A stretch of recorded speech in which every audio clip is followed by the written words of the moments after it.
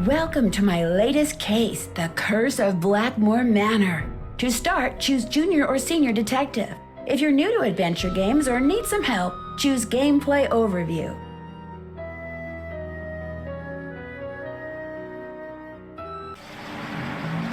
Dear Ned, greetings from jolly old England. Although right now I'm not so sure about the jolly part.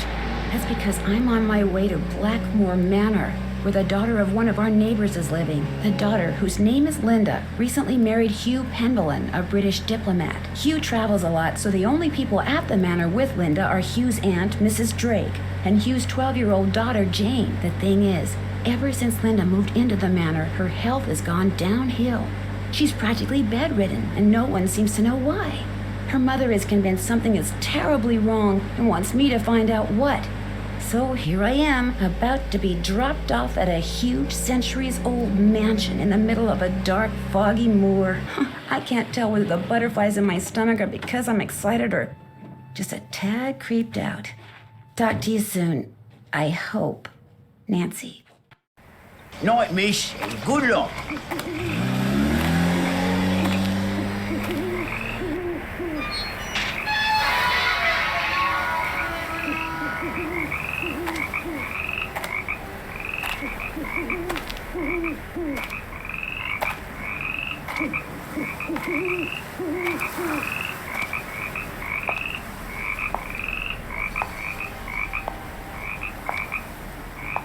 Nancy. Who's there? Hello?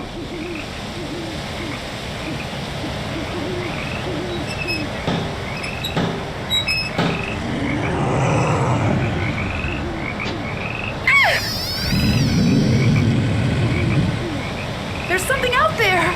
Where, child? Over there! I mean, something was out there. Come in.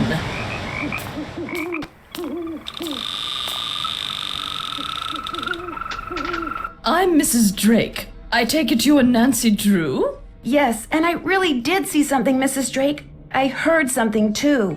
Oh, people are always seeing and hearing things on the moor at night. Especially you Americans. Why don't you just go on up to your room? It's the one with the moon on the door. I'd like to see Linda, if I could. I'm afraid Linda is, not quite ready to meet with you just now. But please, come see me after you've unpacked. I'll be in the conservatory. All right, thank you.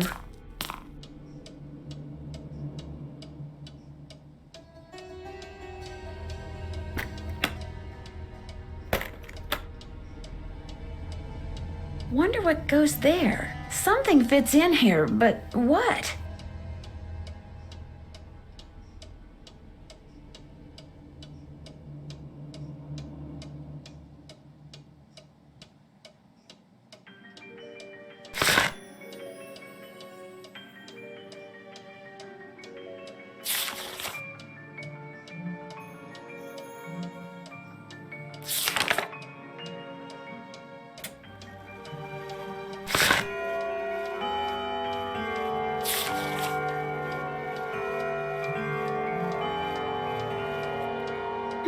A tripod. For a camera, maybe?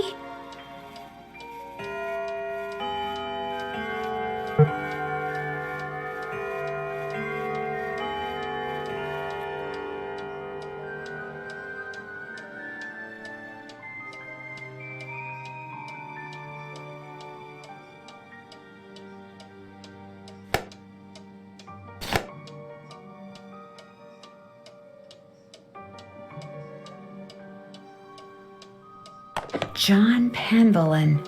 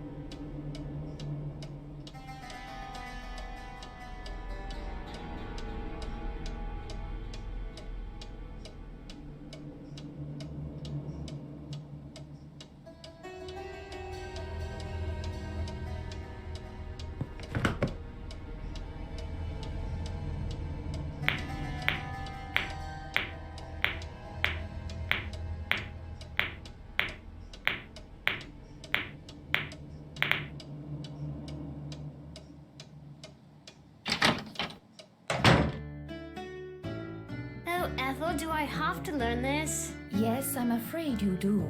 If I do well, can we play a game? Yes, but only in French. Oh. Come back later, please.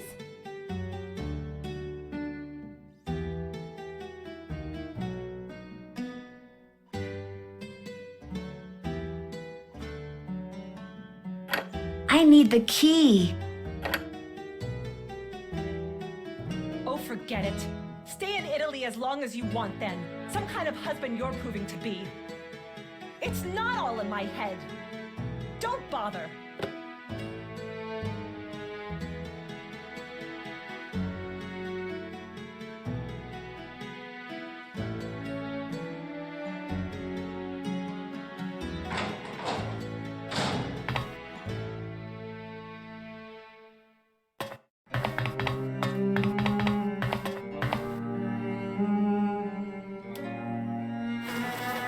All settled in? Good. I'm happy that you're visiting Linda, but I know how much you teenagers like your televisions and loud stereos, so I must insist that you act respectfully and civilly while you stay with us. Since my nephew Hugh is away on business, I am in charge of this household. And if there's one thing I cannot stand, it's noise. Hugh's daughter Jane is staying with us and would very much like to meet you, but please try not to distract her. She has her studies and mustn't be disturbed during her lessons.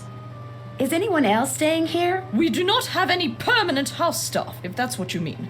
The Penvellyns have always been self-reliant. We get on quite well without being continuously mollycoddled by a squadron of insipid, gossiping ne'er-do-wells. Now, we do have two other house guests. Our Mr. Nigel Mukherjee, who is researching the Penvellyn family history in the library, and Ethel Bossany, Jane's tutor.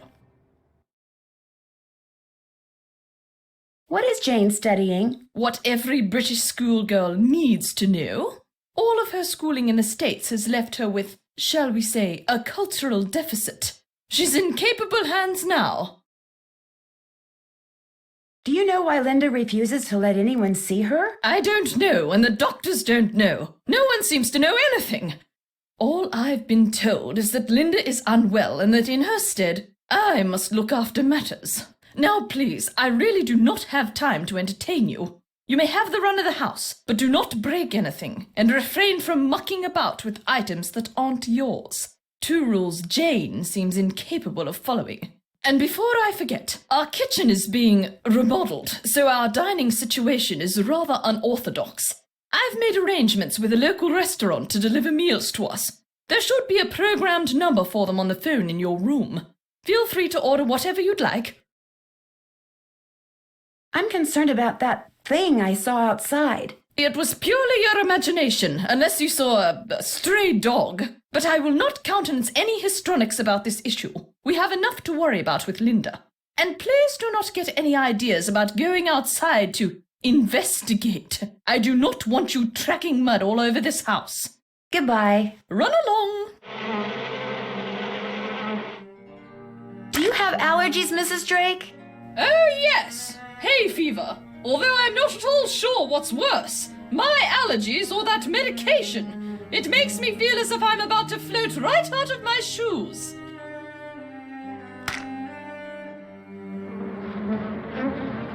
A carnivorous plant. Cool.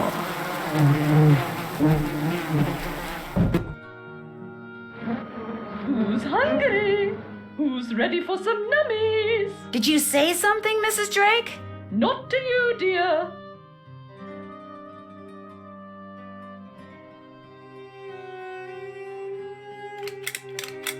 Doesn't work.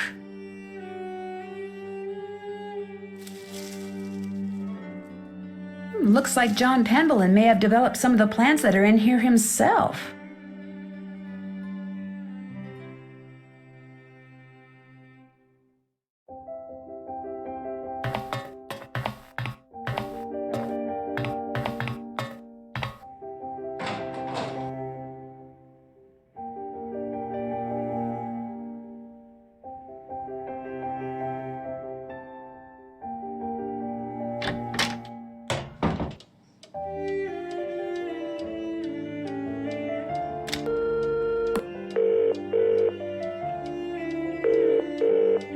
Boar's Head Pub, this is Tommy. Hi, this is Nancy Drew. I'm supposed to call you if I want some food. Right. Nancy Drew, out at the old Blackmoor Manor, are you? Coo, you must be Hank Marvin up there. Pity about your kitchen, but we'll fix you up for some Vexin posh. Just tell me what you'd like. Okay. What do you have? We've got some loop-de-loop, bangers and mash, a real fine pinky and perky, and a delicious dog's eye, me fork and knife just rubber-ducked. Hello? Could you repeat that? Sure, we've got some loop-de-loop, bangers and mash, pinky and perky, and a dog's eye, and they're all Robin Hood.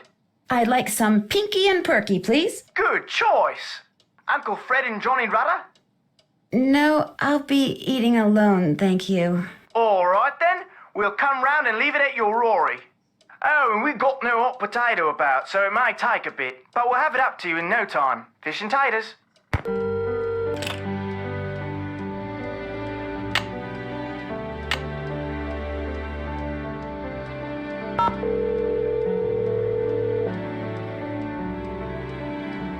You have reached the Petrovs. No one can come to the phone right now. Feel free to either leave a message or call back. Thank you. Hello, Mrs. Petrov. It's Nancy Drew. I just arrived at Blackmoor Manor. Why don't you give me a call when you get the chance? Bye.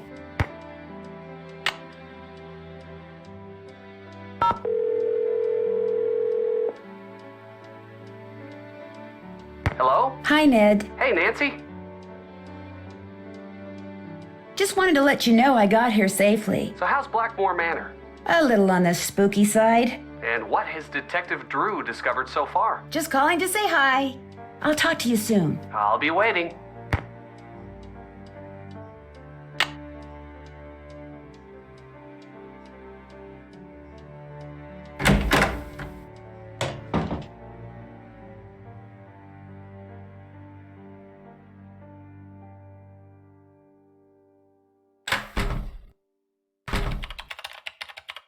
Ah, yes. Are you here from the agency? It's about time. No, I'm Nancy Drew, a friend of Linda's. How do you do? I'm Nigel Mukherjee. I'm researching the Penvellyn family, and Mrs. Drake has graciously opened the library for me. Nothing much has been written about the Penvellyns. Until now.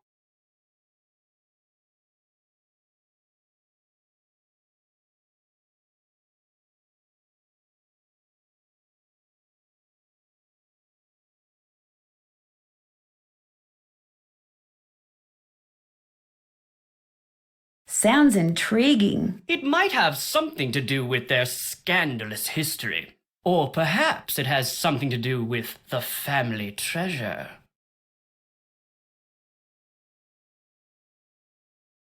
Family treasure? For centuries, the Penvellyns have been very secretive. Some believe they're protectors of a fabulous treasure, or of some dark secret. There are several skeletons rattling about in the Penvellyn closet. Take, for example, Eleanor Penvellyn, tried and convicted of witchcraft in 1650, quite the height of the witch trials here in Essex. It was rumoured that Cromwell arranged the conviction.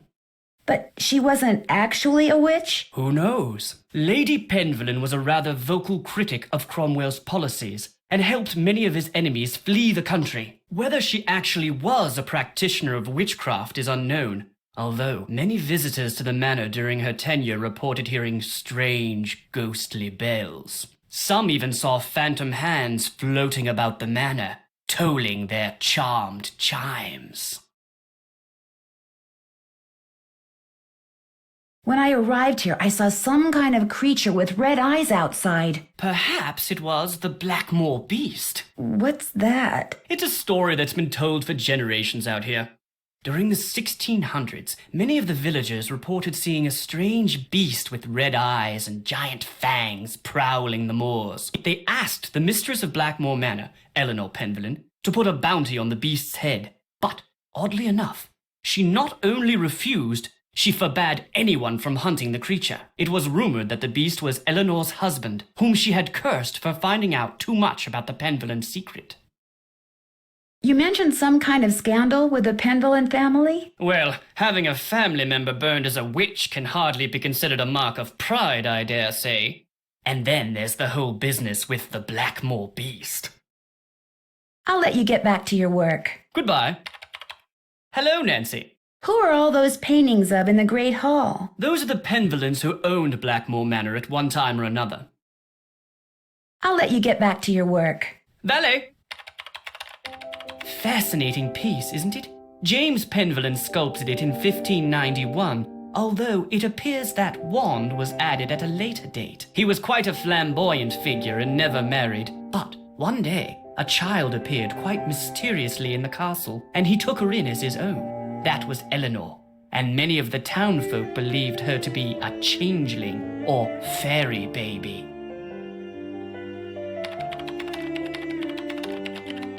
Achoo! Beaut Zadorov. Spasiba.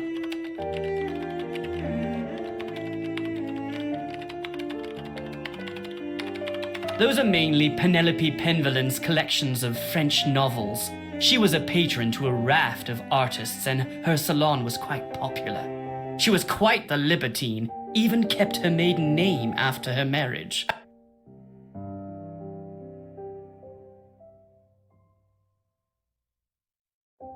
Achoo! Gesundheit.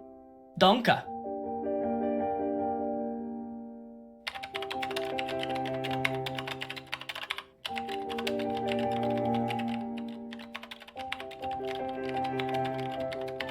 Interesting. I'm researching Philippe Penvellyn, and it appears that many scholars believe he was a pirate. That would explain his source of wealth. I doubt you'll find much of interest in there. They're mainly law books. Charles Penvellyn was a prominent judge in the 16th century. Sad to say, he lost his son at a young age, left his estate to his grandson, Thomas. Those manuscripts are very old and brittle. They date back to the 14th century. Odo Penvellyn collected most of them. His father, Randolph, and son Milo were rather more interested in military victories than in book collecting.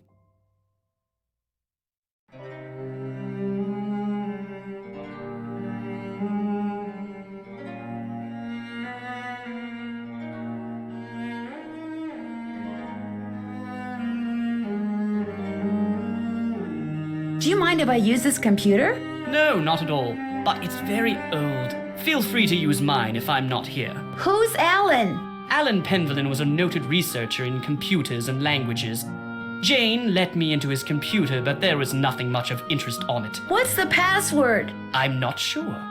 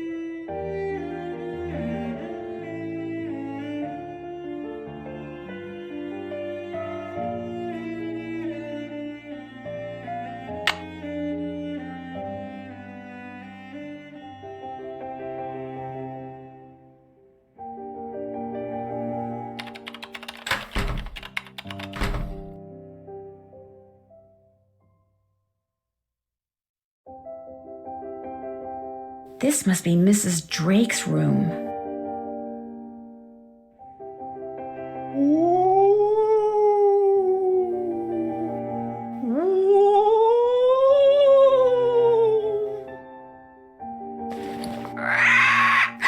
Oh, it's just a parrot. Scared you? No, you didn't. Did you? Did you? Polly want a cracker?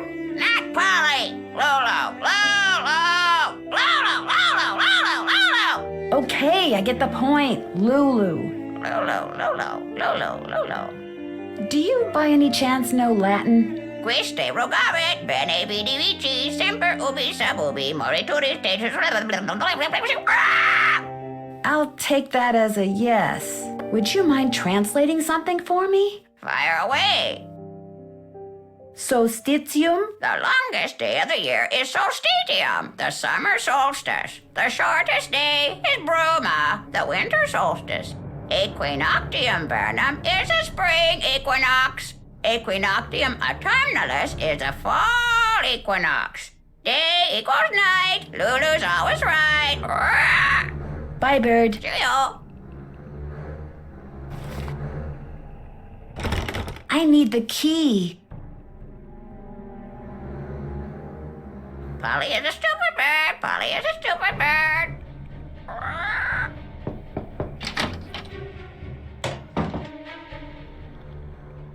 Linda? Hi, it's me, Nancy Drew. Nancy Drew, our friendly neighborhood detective.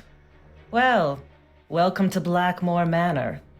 I apologize for greeting you under such unusual circumstances.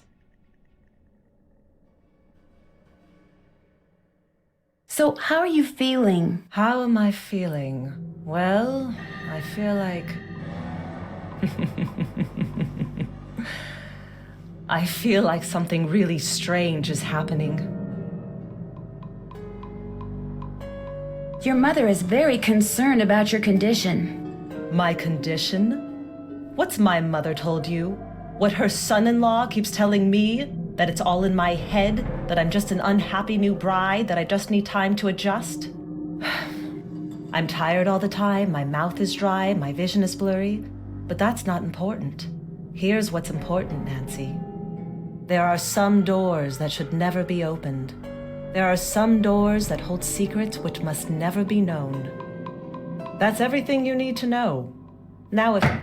Mummy, can I come in? No, you're supposed to be in your lessons. Lessons are over. I want to meet Nancy. I said no, Jane. Okay. That was my stepdaughter. She can be such a pest sometimes. Anyway, I understand you feel an obligation to my mother, but trust me, there's nothing you can do. You're welcome to stay, but I strongly recommend that you go home as soon as possible.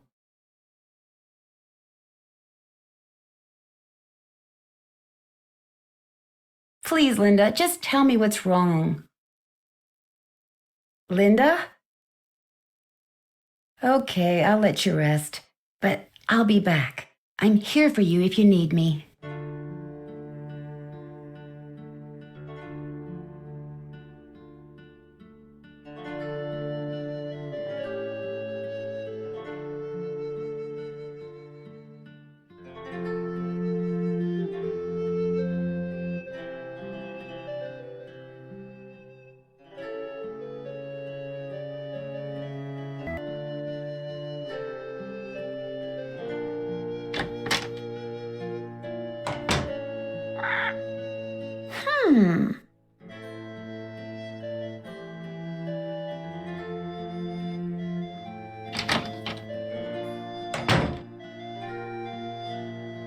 Hi, you must be Nancy. I'm so pleased you're here. I'm Jane. I know you've come to visit my stepmom, but I'd love it if you could pop by whenever you get the chance. Oh, we'll have such fun. Let's play a game. Sure, Jane. What would you like to play? Let's play this card game I found in your room. Actually, it's Bridget's room. I mean, it used to be her room. I mean, she died like 300 years ago. You can see a painting of her in the Great Hall. She's the one with the telescope. Okay, so you have to match up a pair of constellations. I made all the matches in 40 tries. Try to beat my record.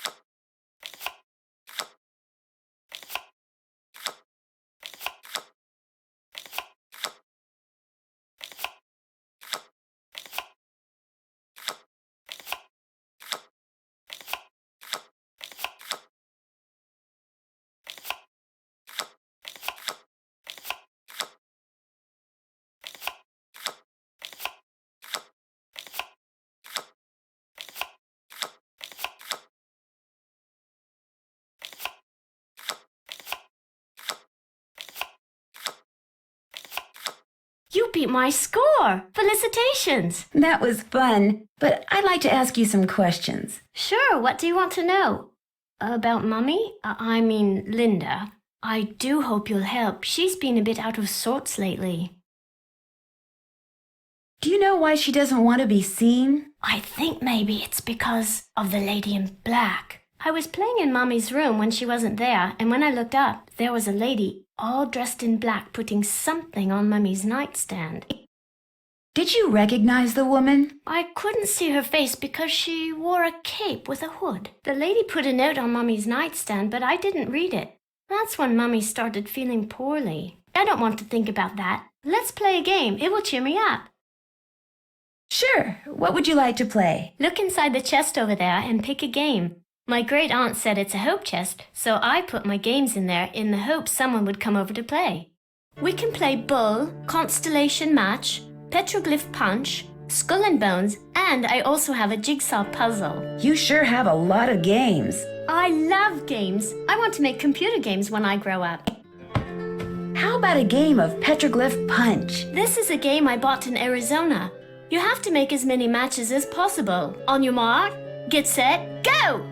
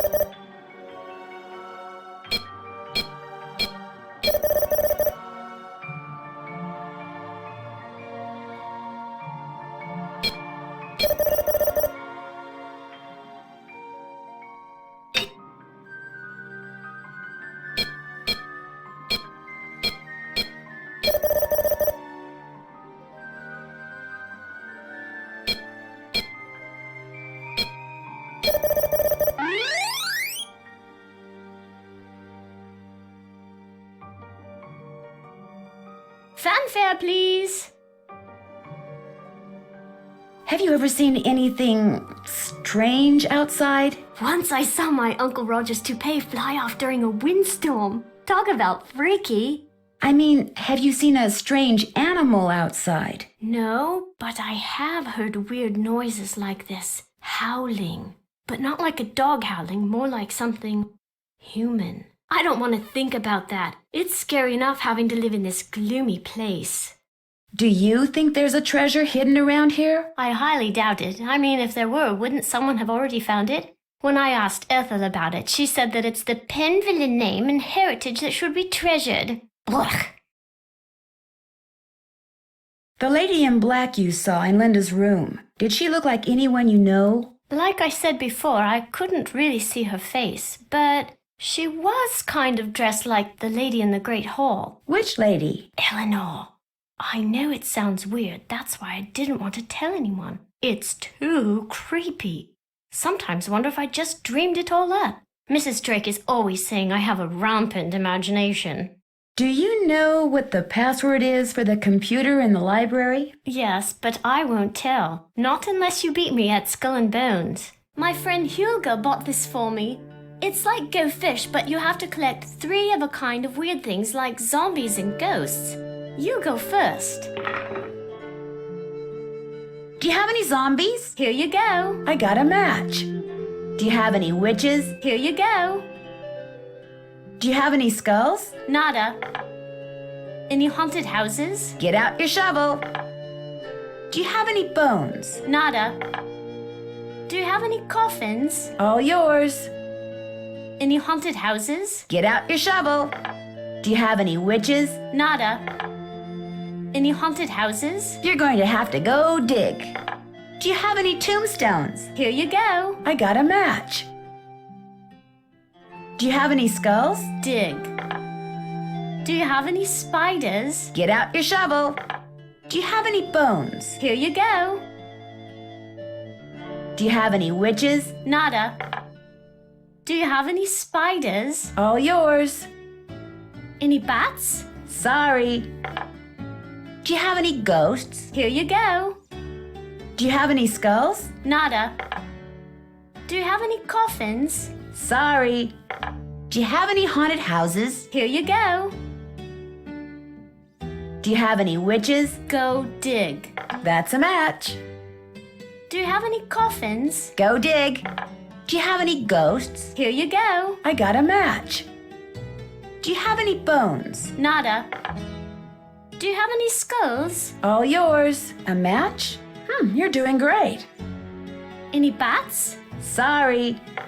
Do you have any coffins? Here you go. That's a match. Do you have any bones? Nada. That's a match. Do you have any spiders? Get out your shovel.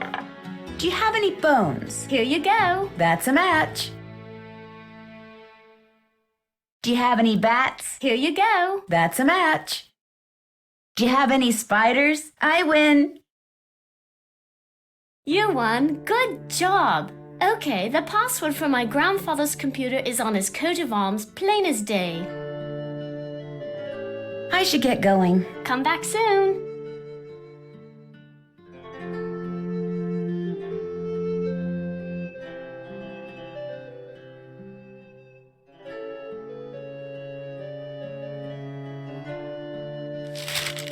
That's my family tree. Ask me anything about anyone. Go on, ask me.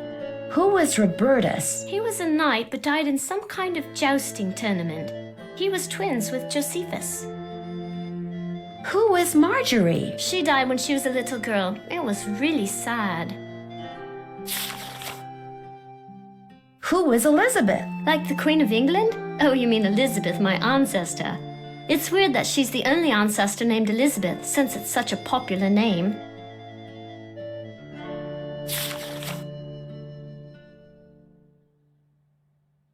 Who was Caroline? Caroline was a chemist and helped identify the element lanthanum. I'm not sure what the element does. I think it's a heavy metal. What do you know about Letitia? Loves plants, hates noise. You can ask her about it. She's usually in the conservatory with her plants. Were Cassandra and Hector twins? Uh-huh. Cassandra was totally obsessed with lawn tennis and was one of the first people in England to have a court installed at her home. Hector was the first ball boy. Who was Alan? He was my grandfather, but I didn't know him because he died when I was little. I guess he was nice.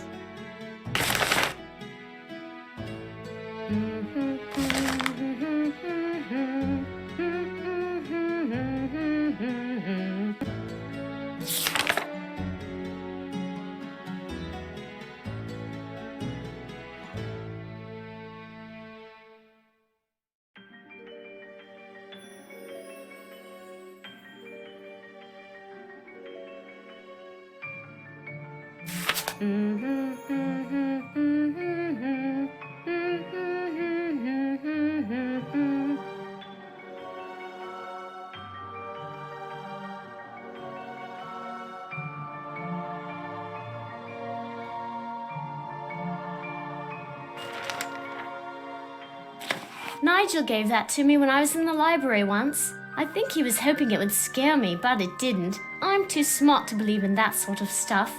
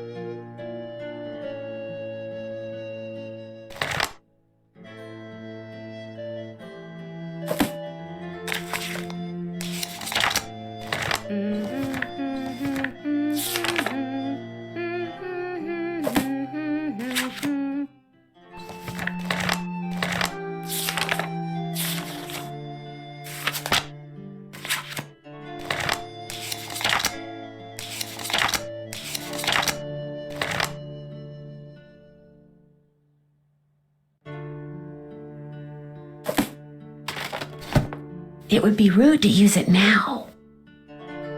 I used that to make cakes for Lulu the parrot. That's why the ingredients are so nasty. Like I would eat mealworms.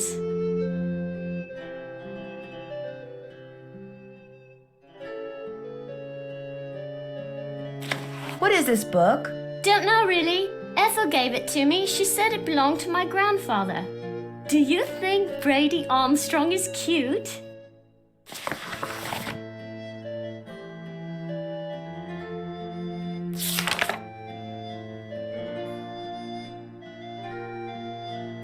Each of those cups seems to be associated with a Roman numeral.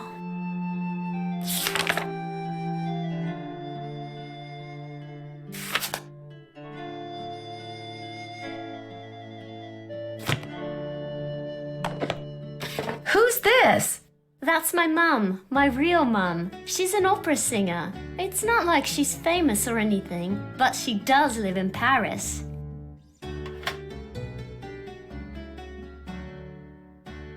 That was written by Charles Penvellyn way back in like the 1500s. When I read it, it seemed really familiar, you know?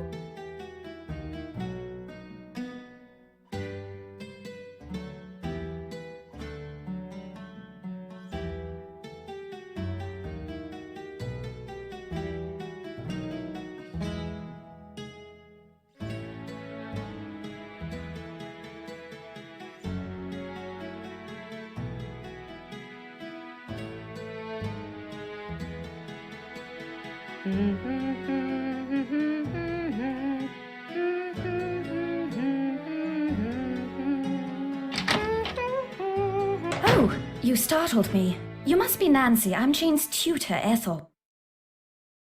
Hello, Ethel. Jane is very excited you're visiting. You're all she's talked about for the past week.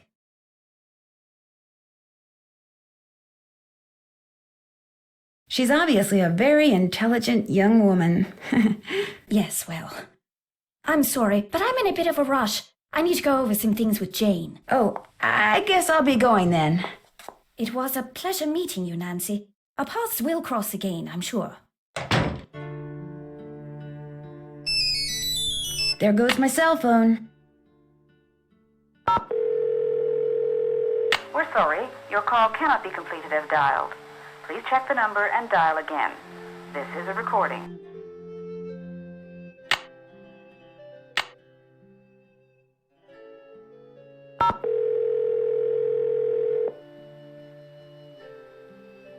Hello? Hi, Nancy. It's Mrs. Petrov. How is everything? Have you seen Linda yet? Literally speaking, no, but I did talk to her. Not that she told me anything. I'm just about at my wit's end. I've never known her to act like this. The last doctor that examined her said that aside from a little dry skin, which is not unusual for her, she was perfectly fine. Why is she hiding behind that curtain? I have no idea. When I was out there last week, I got fed up and pulled the curtain back. She threw a fit, but otherwise she looked absolutely normal. A little pale, perhaps, but who wouldn't be pale, cooped up like that? Something has changed her. Something in that house. Hugh is just as bewildered and upset by her behavior as I am. Please get to the bottom of this, Nancy. You're our last hope. Where is Hugh? He was called to Rome. As a diplomat, he's always being called out of the country without warning and without any say in the matter. He'd much rather be there with Linda, although...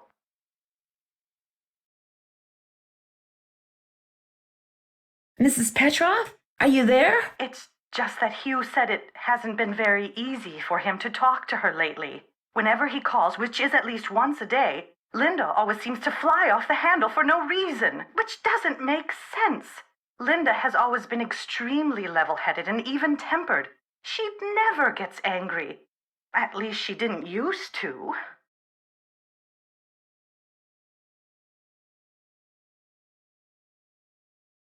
Who exactly is Mrs. Drake? She's Hugh's aunt. She's taken care of Blackmoor Manor ever since her brother died. He was Hugh's father. She's a bit of a character. I noticed. The way she spends all her time in that conservatory, slouching around, trowel in hand, murmuring to herself. You'd think she was burying something. or somebody.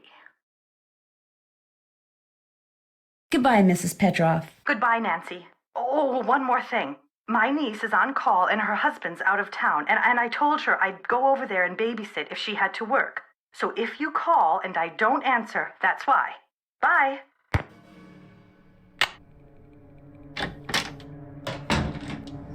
That must be the food I ordered. Looks like Pinky and Perky is turkey. I knew that. This smells delicious.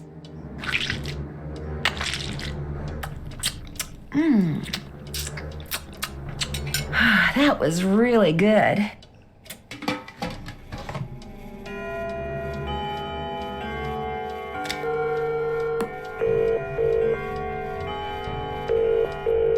Hugh Penvellyn here. Hello, Mr. Penvellyn. This is Nancy Drew. I'm the one who's visiting Linda. You know, from the United States, across the pond. Yes, of course. Are you at Blackmoor? Yes, I am, and I've talked to Linda. Good for you, because frankly, that's something I've been quite unable to do lately. These temper tantrums of hers make rational discourse well nigh impossible.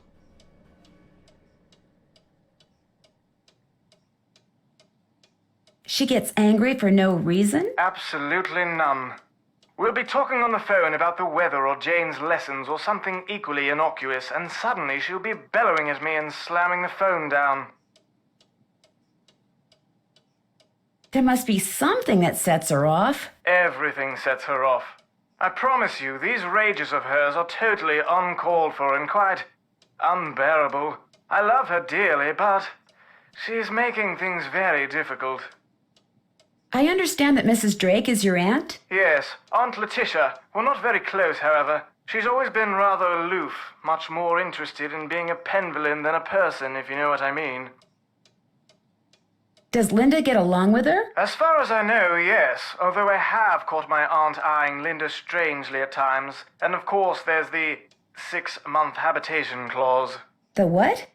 According to the Penvellyn rules of inheritance, the spouse of Blackmoor Manor's current owner, that would be Linda since I'm the current owner, the spouse of the current owner must reside in the manor for at least 6 months. Should she or he leave the manor before 6 months is up, ownership of one half of the estate immediately passes to the next legal heir. And that would be Mrs. Drake. Correct. I met your daughter Jane. Quite the bundle of energy, isn't she? I get the feeling that she's a little lonely. I'm sure she is, what with a private tutor instead of school and Linda being under the weather. And coming back to Blackmoor no doubt reminds her of her real mother. Renee and I were divorced almost 2 years ago. Jane went into a bit of a tailspin for a while, but she's come to adore Linda.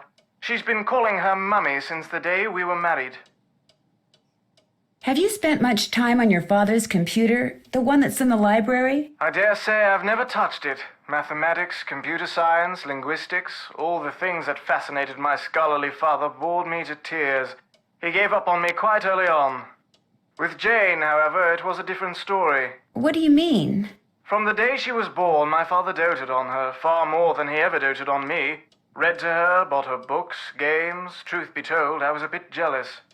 He passed away when she was still a toddler, so it's unlikely she remembers all the attention he showered on her. But I do, and I still find it so out of character as to be mystifying. It was nice talking to you. This is an extremely busy time for me, so I apologize in advance if you call and I'm unavailable. I understand. Good. Cheerio.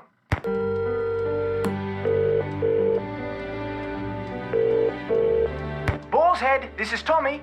Hi, this is Nancy Drew. I'd like to order some food. Sure, we've got some loop-de-loop bangers and mash, Pinky and Perky and a dog's eye, and they're all Robin Hood. Can I have the dog's eye? That'll make me Gooseberry right proud. Uncle Fred and Johnny Rudder?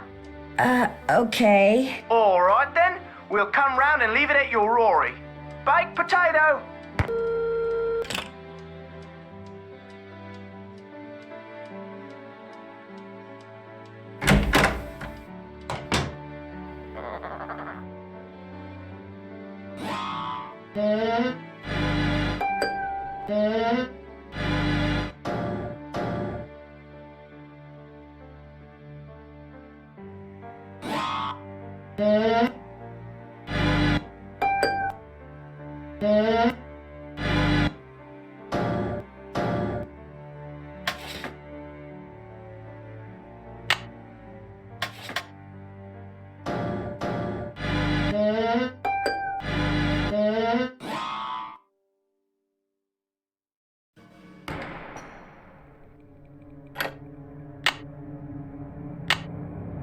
key fits, but it won't turn. I need to put some kind of grease in there first.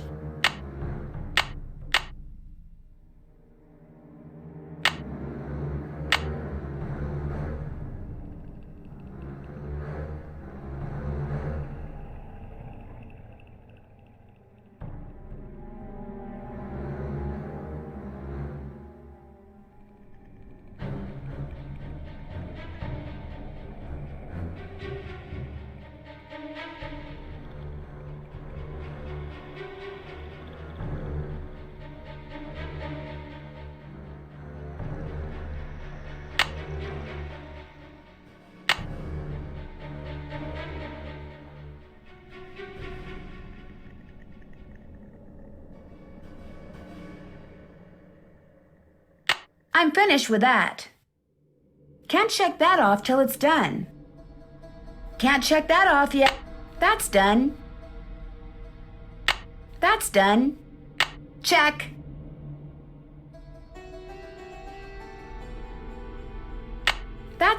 I'm finished with that. That's done.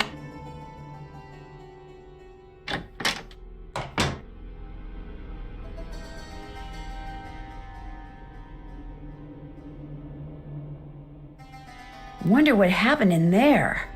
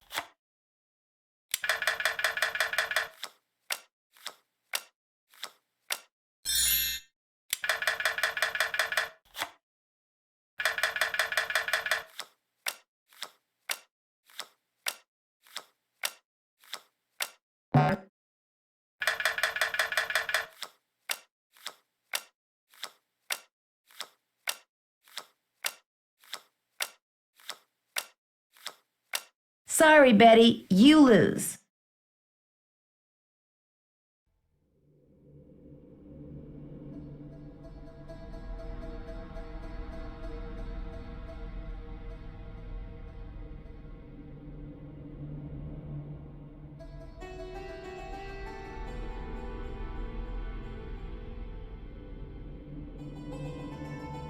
Looks like a piece is missing.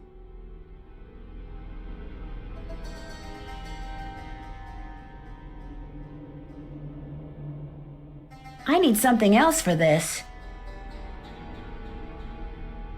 Looks like a piece is missing.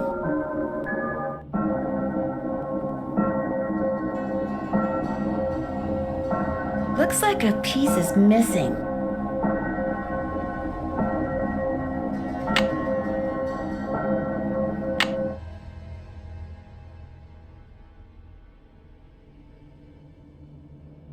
Looks like a piece is missing. Looks like a piece is missing.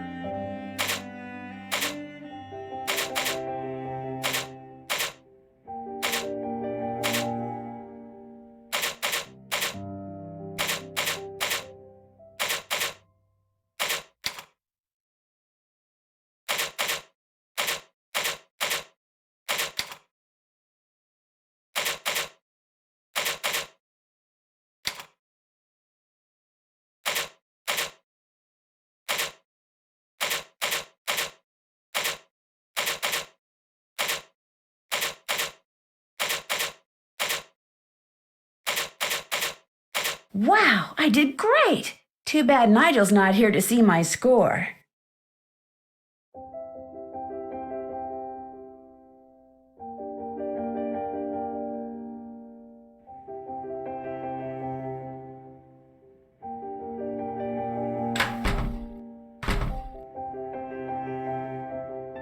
I'd better stay inside. If I track mud in the house, Mrs. Drake'll kill me.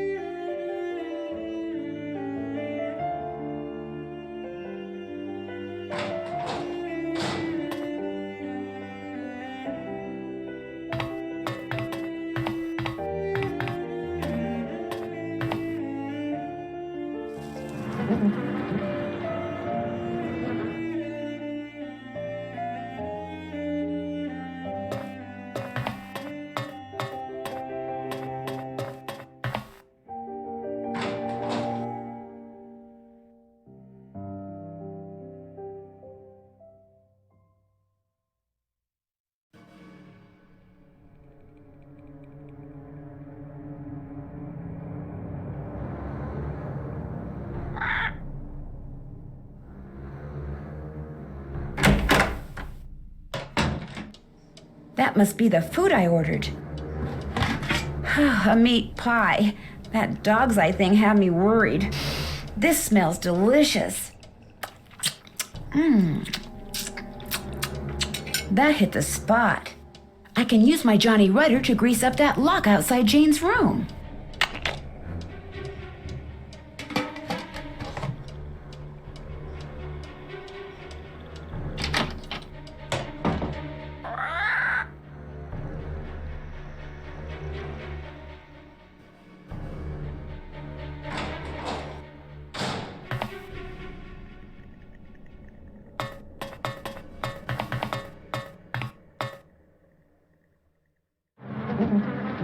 Yes?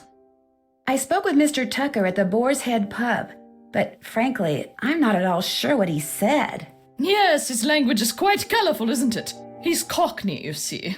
My brother Alan and I loved to make up Cockney rhymes when we were young. We'd drive our governess quite batty. Haven't got a pot of glue, haven't got a pot of glue. Ha!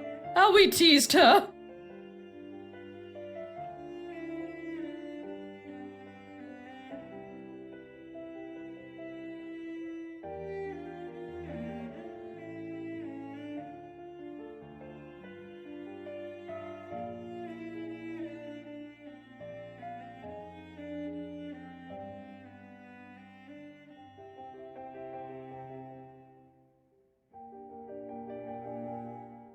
Pot of glue? A clue, dear. Haven't got a clue. Rhymes with glue, you see. The picture book in Jane's room. Do you know much about its history? My brother Alan found it somewhere in the house. He was quite fascinated by it, but he'd never let me look at it. What was your brother Alan like? He was quite remarkable. He taught linguistics and computer science and won many prestigious awards. He loved games, especially pranks, and was forever tinkering with this and that. I do miss him sometimes, but now he's gone. He died a month after my husband passed away, and ever since I've been here all alone. Until Hugh came back from the United States, that is. Can you tell me about Lulu? Lulu is a very old parrot. She must be over 80 years old. Please be very careful with her, especially if you feed her. Parrots have quite delicate constitutions, you know. Goodbye. Good evening.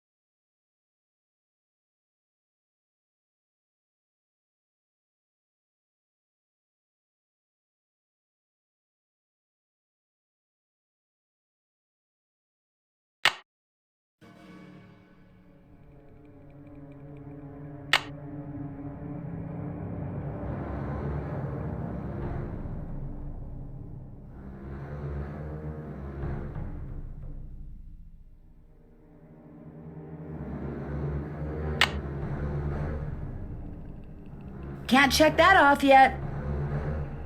That's done. Can't check that off till it's done. I haven't done that yet.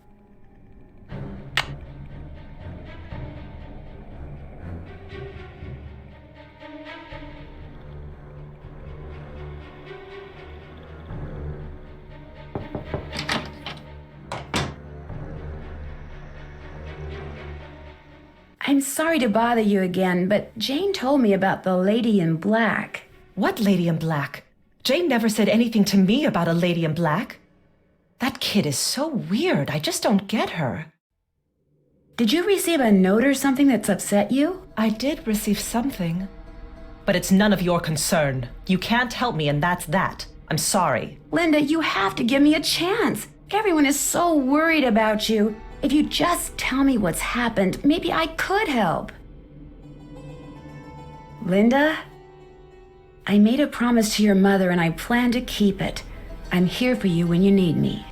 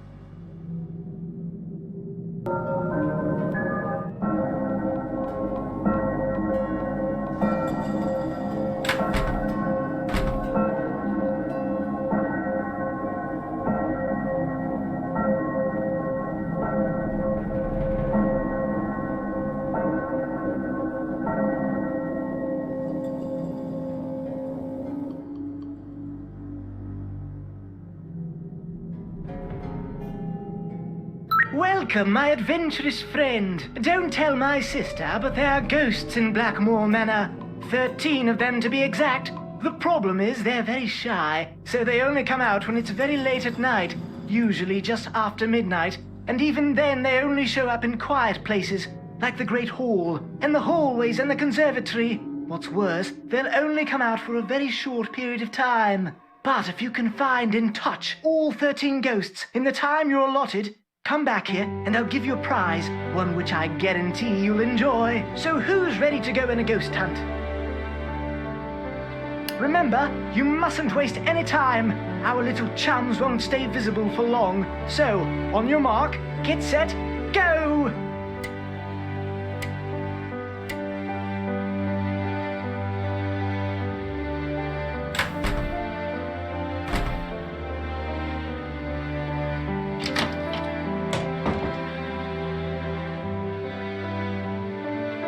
Got one.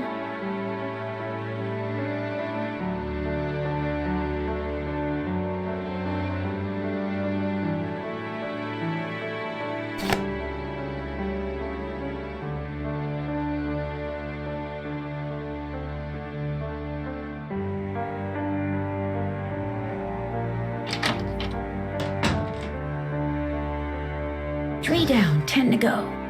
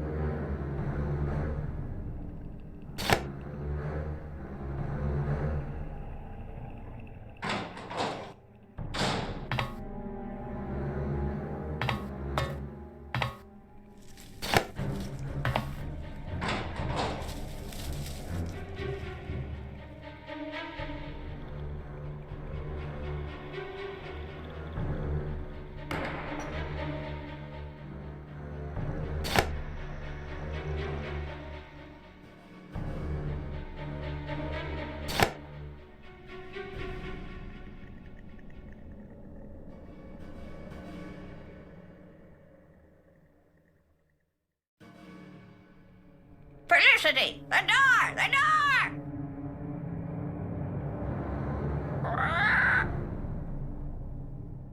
10 down, 3 to go.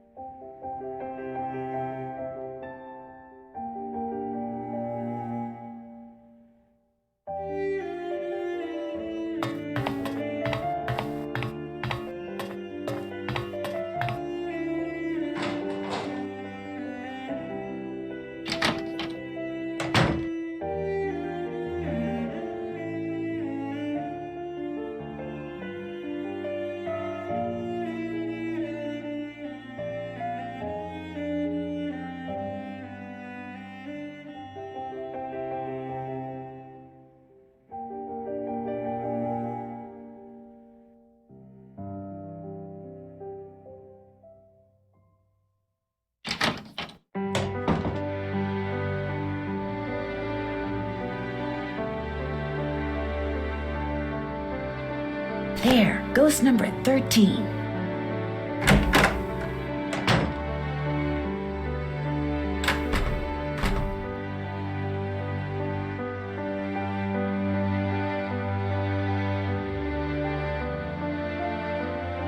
Congratulations, you're one of the few people who have seen the 13 ghosts of Blackmoor Manor. As a reward, I'm going to let you in on a little secret.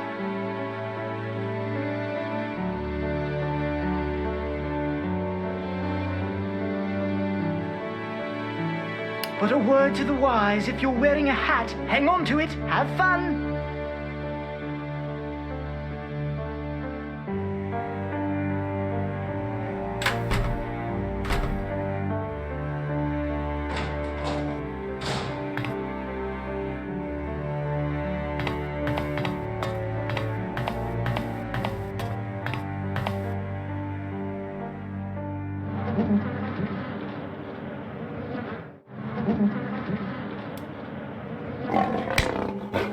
Ow! Maybe I should try feeding it something.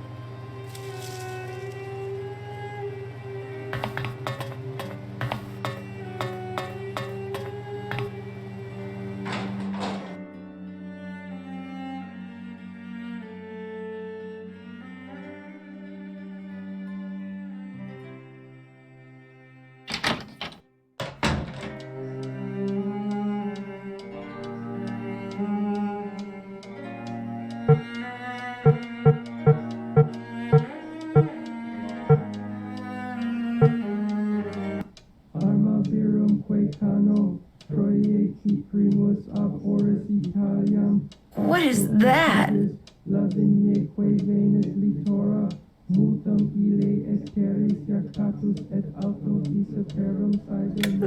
Oh, maybe I'd better have a look around.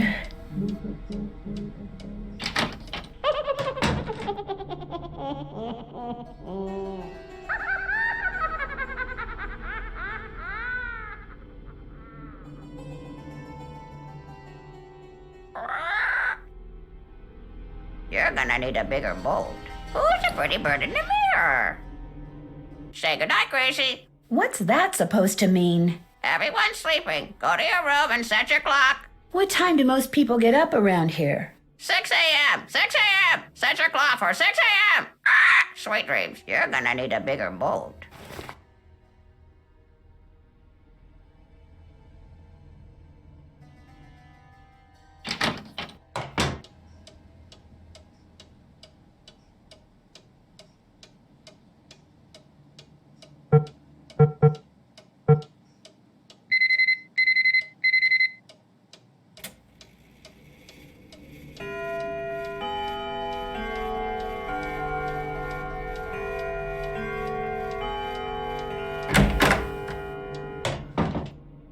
What's that? With her eyes so bright, looks toward heaven at midnight. On the longest night of year, that's the one she holds most dear. Story friends she's often heard to say, how I wish that I could make you stay. She knows though they can't remain, time will bring them round again.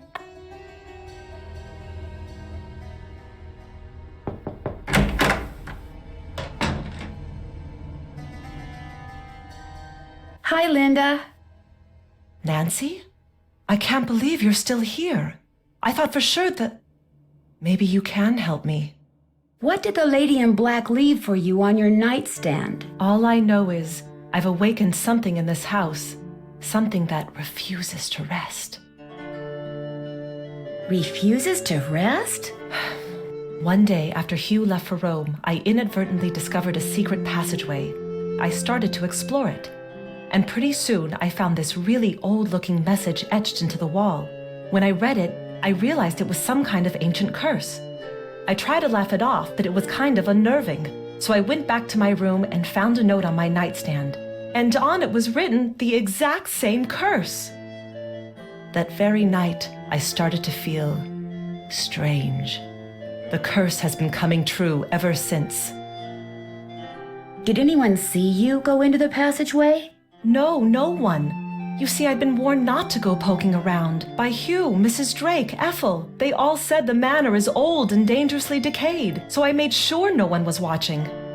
And even if someone did see me in the passageway, I went directly to my room afterwards. How could someone write down the exact same curse and get it into my room before I came back? No, something else did this. Something not human. Can you tell me what this curse said? I burned it as soon as I read it. I don't know why I bothered telling you this. You can't do anything for me. I should have listened, but I didn't, and now what's done is done. Tell me about the secret passageway you found. No. I've already sealed my own doom. I won't do the same to you. I'm not going to tell you anything. How well do you get along with Jane? I've been giving it the old college try, believe me. But she can just be so strange sometimes.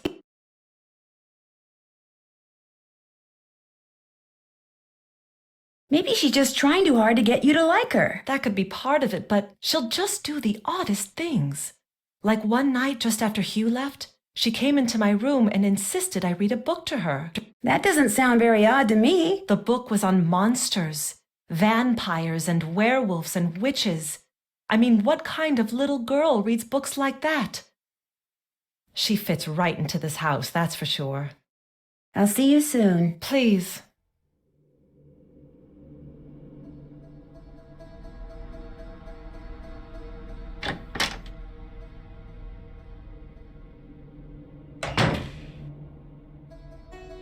Sheet with her eyes so bright.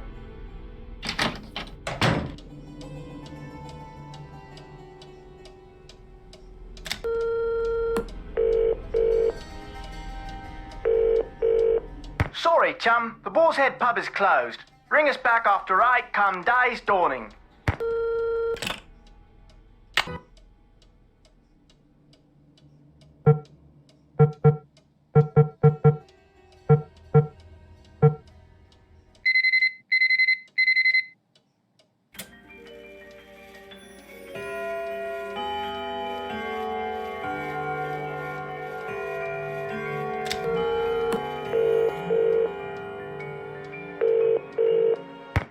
Ned, this is Tommy. Hi, this is Nancy Drew. I'd like to order some food. Sure, we've got some loop-de-loop bangers and mash, pinky and perky and a dog's eye, and they're all Robin Hood. Bangers and mash. Rightio, Uncle Fred and Johnny Rudder. You bet. All right then, we'll come round and leave it at your Rory. Baked potato.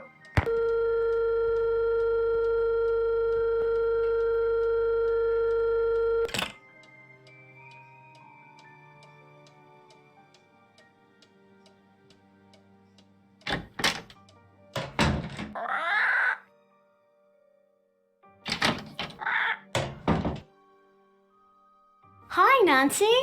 Do you know of any secret passageways in the manor? I found one, but all it did was lead to this funny picture. Do you think you could show me where the passageway is? Wouldn't you rather play a game with me? I'm so bored. If I play a game with you, will you tell me where the secret passageway is? Okay. I got this at this really neat museum in the States. It's supposed to be an original Maya game, but don't worry. You don't have to, kill people or take their hearts out or anything. It's really easy to play. You roll the corn and move your warrior the number of dots on the corn. If no dots, then you get to move 5 spaces. You get 2 turns, but you can pass on your second turn. You just keep on going down this track, and you can capture my person if you land on him. Whoever gets all the warriors wins. I'll be blue. Here we go.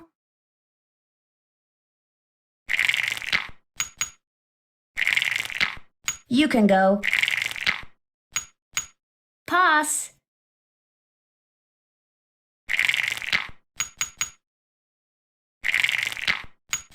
Gotcha.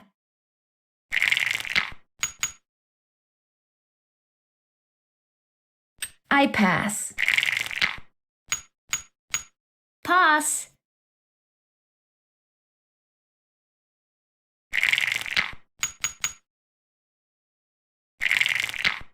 You can go.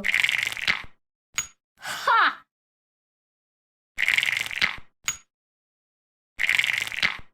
You can go. Pass.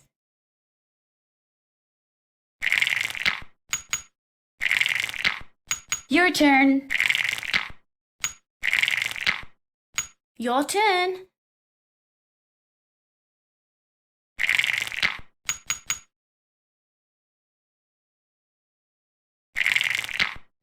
Your turn.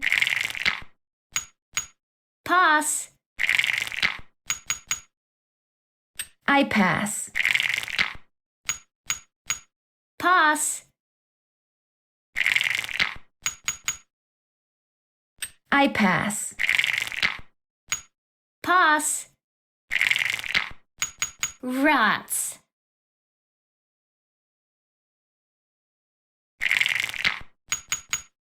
I pass. Pass.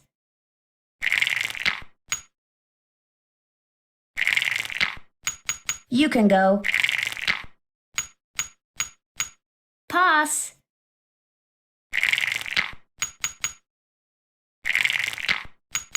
You can go. Pass. You can go. You can go.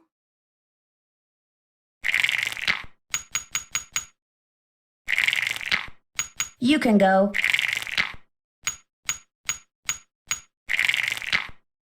Your turn. All right. I pass. Pass.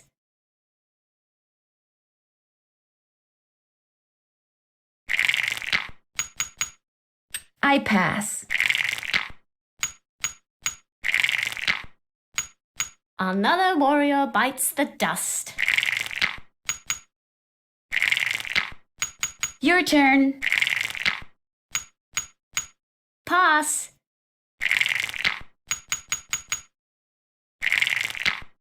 You can go. Pass.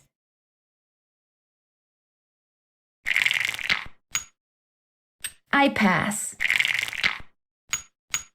Pass. Rats. You lucked out that time.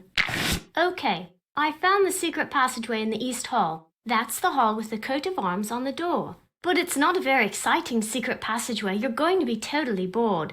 Wouldn't you rather play a game with me instead? The East Hall is locked. Do you know how I can get in it? My great-aunt took the key. She probably thought I'd break something in there. But I found another one. Here, you can keep it if you want. Have you ever heard anything strange at night that sounds like chanting? No.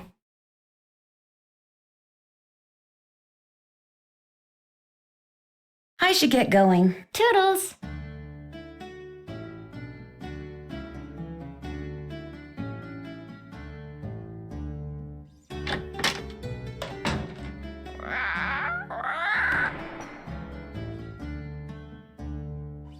I need the key. Felicity! The door! The door!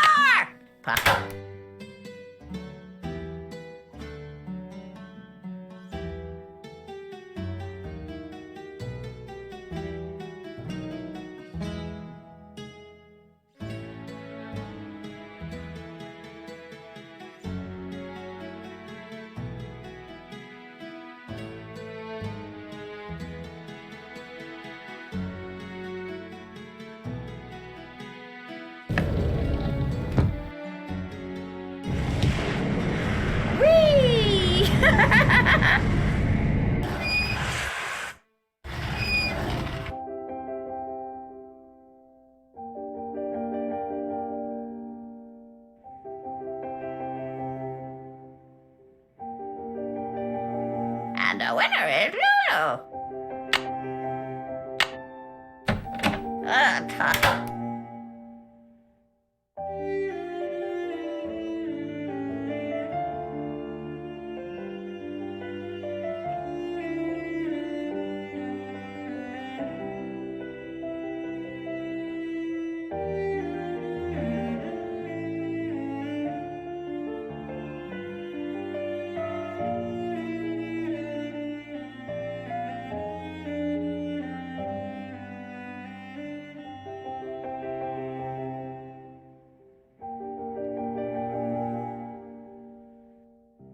The hands move.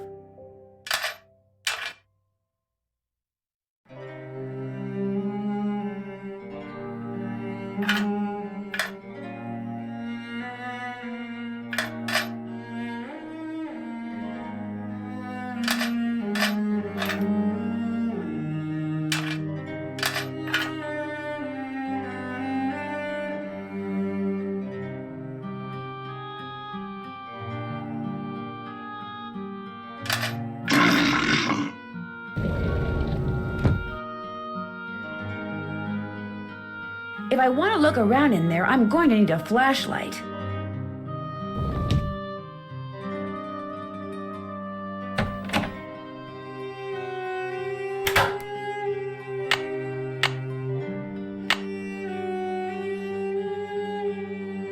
Felicity! The door! The door!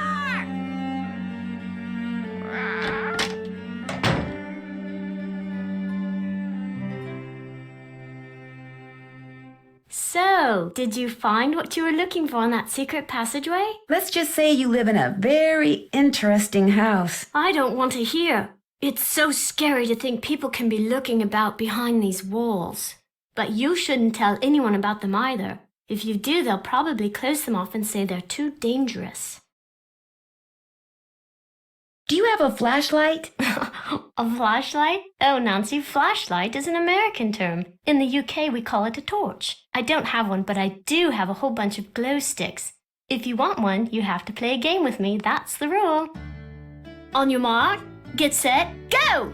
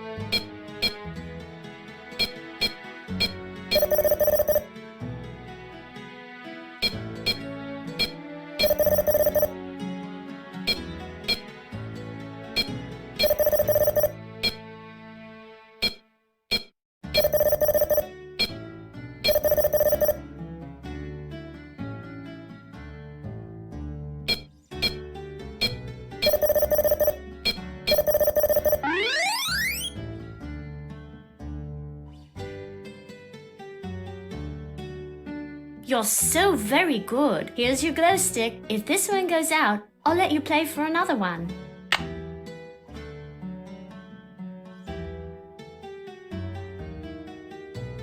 I should get going. Come back soon.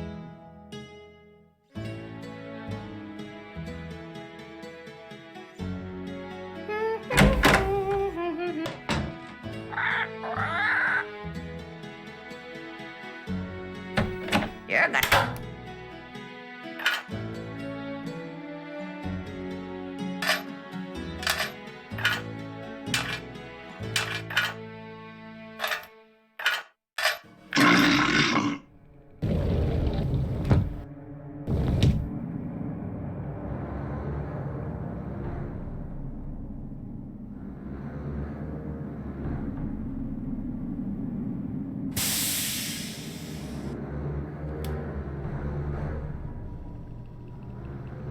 That doesn't look like a curse.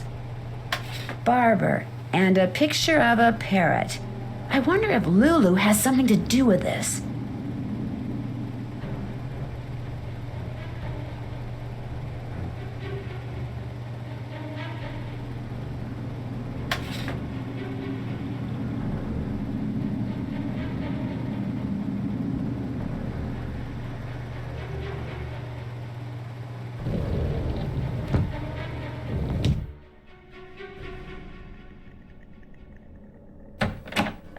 Time has come for closing books.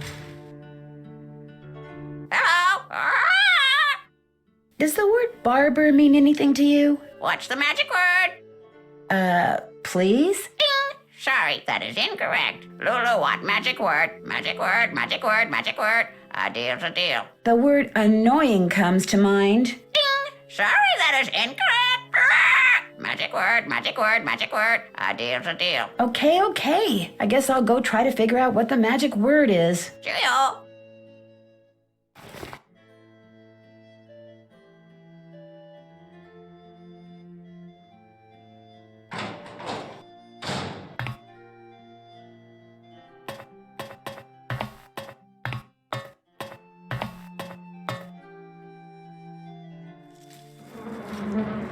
Yes?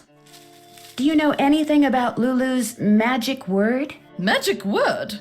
Oh, yes. You see, my brother and grandfather would play a word game with Lulu. I never understood how it was played, but they'd play for hours. Lulu would sometimes grow sullen and refuse to play the game anymore unless they told her that... Oh, what was it that they'd have to tell her? It's perched on the tip of my tongue. They had to tell Lulu that she was a very, very clever and beautiful bird. Would you have a torch that I could borrow? No, I'm afraid not. Jane ruined all of ours with some sort of experiment she cooked up. But I believe she may have some of those glow sticks for illumination.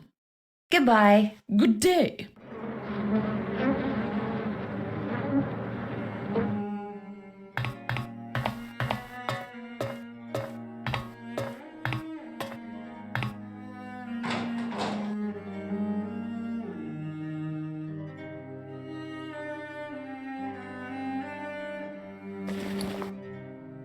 Top of the morning to you, matey. I know the magic word. Magic word, magic word. What's the magic word? Lulu is a very, very clever and beautiful bird. Clever and beautiful. How true, clever and beautiful. Easy, Lulu. You're hurting my ears. So, what's your word? Barber. Please. Bye, bird. Allez, bye-bye. The time has come for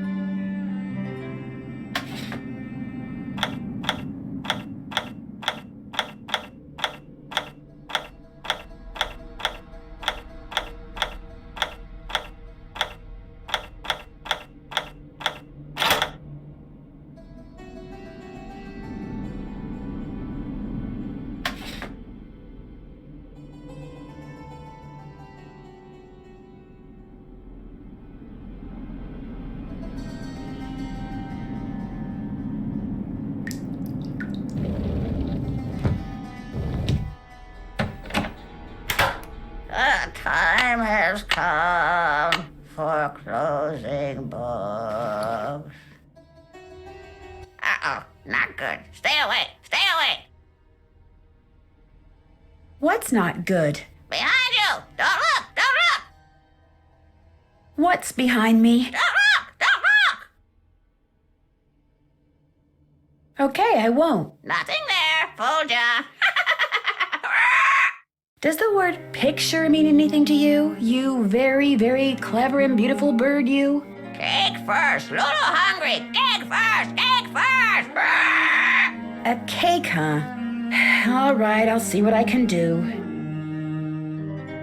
Pay no attention to the bird behind the curtain.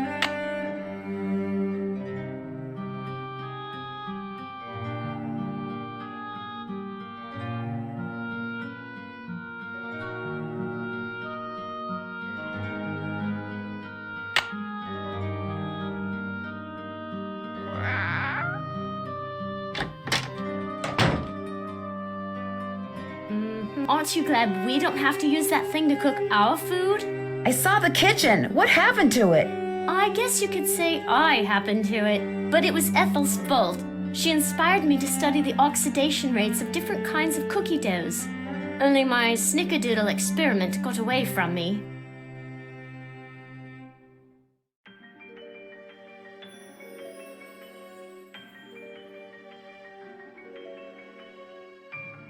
I'm going to bake another cake for Lulu, if that's okay. Go right ahead.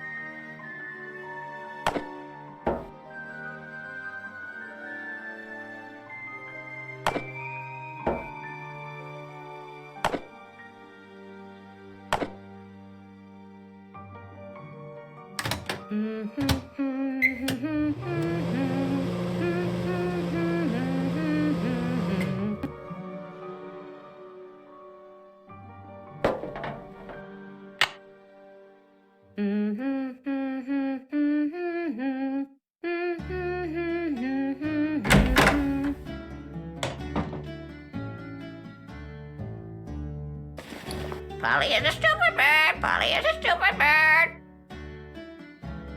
Hello. Lulu want a yummy cake? Cake. Lulu want cake. Delicious. All right then. What does the word picture mean to you? Picture? Book. Picture book.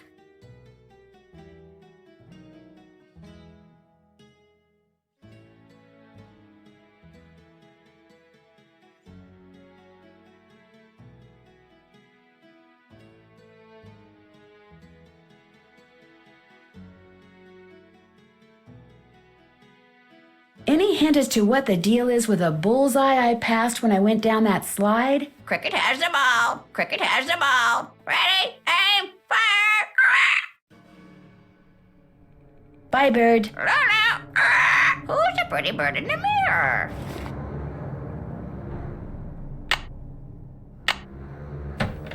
Pretty.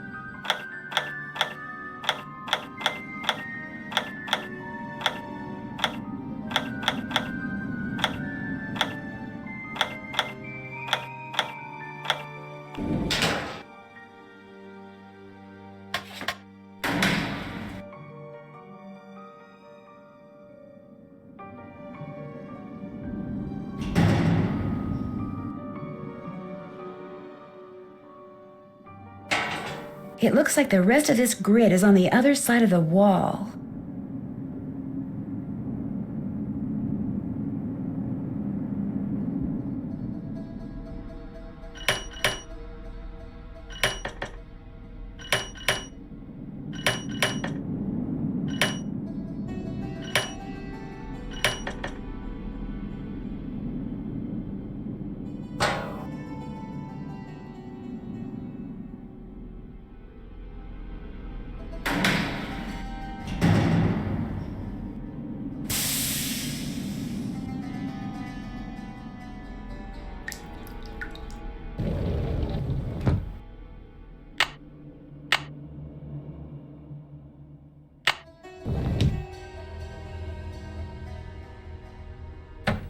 The time has come. You scared me such a fright. What were you doing in there? I was looking at the artifacts. They're quite intriguing. Oh, I see. Well, I didn't realize you were so interested in the treasures of Blackmoor.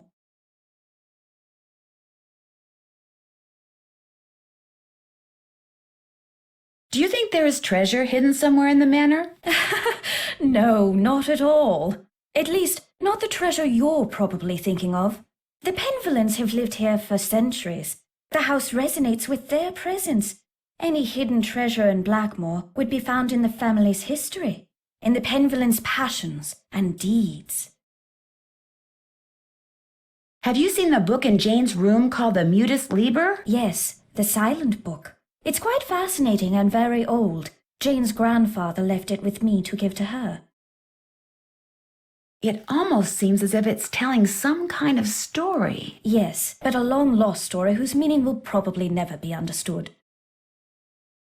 Have you ever heard the legend about the Beast of Blackmoor? Of course, everyone who grows up in these parts knows it. But it's just a myth, one that unfortunately proved to be quite damaging to the Penvellyns. Damaging to the Penvellyns? Well, yes. Eleanor Penvellyn was executed because the villagers believed that she had created the beast. Things cannot get much more damaging than that. Do you know much about the Penvellyn family history? Only that they were a very well-respected and talented family. Many of my ancestors were tutors of some of the Penvellyns, and I feel very honored to continue that tradition. Well, I won't keep you any longer. Goodbye, Nancy. Polly is a stupid bird. Polly is a stupid bird.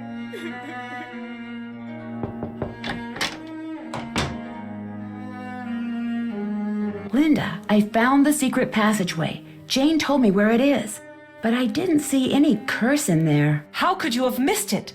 It was right there, just waiting to be found. Wanting to be found. I can't believe how foolish I was. That stupid gargoyle. I hated how its evil eyes would stare at me whenever I walked to my room. So I moved it around, changed its position, kept fiddling with it. But when that secret door suddenly opened, I couldn't resist going in there. Which gargoyle is this? What do you mean, which gargoyle? I thought you said you found the secret passageway. So there's more than one. Linda, I think someone's trying to scare you off. I think they thought you were getting too close to something that's hidden in this house. You're right.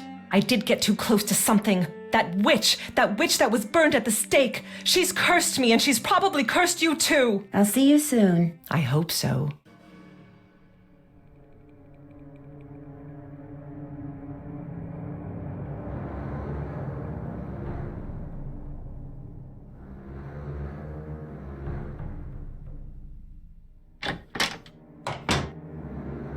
I'll bet that's the gargoyle Linda was talking about.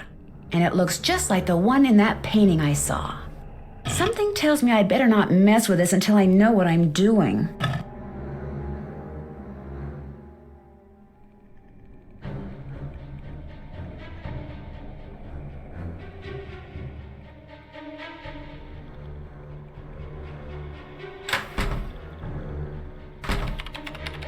Hello, Nancy. Who is the man in the great hall with the gargoyle? That's Corbin Penvellyn, born in 1670 and died in 1741, I believe. He was Eleanor's grandson and spent his life in France. It was rumored that he secretly returned to Blackmoor to continue his grandmother's experiments in the mystical arts. Where can I find his coat of arms? I didn't realize you were so interested in Penvellyn history. I'd be happy to show you his coat of arms, but I'm in dire need of a typist. Perhaps, if you can help me out, I can find that which you seek. It's a deal. What do you want me to do? Perhaps first we should see how fast you type. This program will rate your speed. Just type the characters that appear on the screen. If you're good enough, I'll let you type up my memoirs, and then I'll let you see the coat of arms.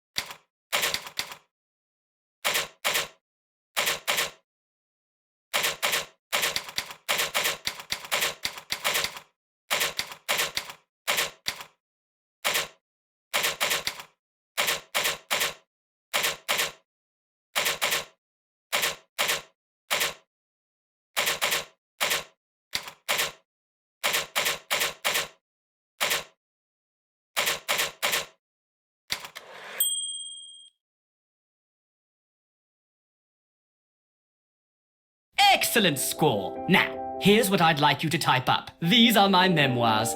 I think you'll find them quite interesting.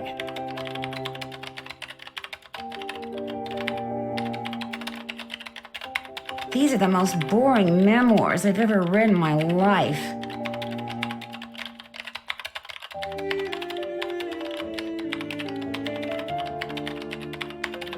Phew, done. Finally. I feel like I've been typing forever. Nigel! Nigel!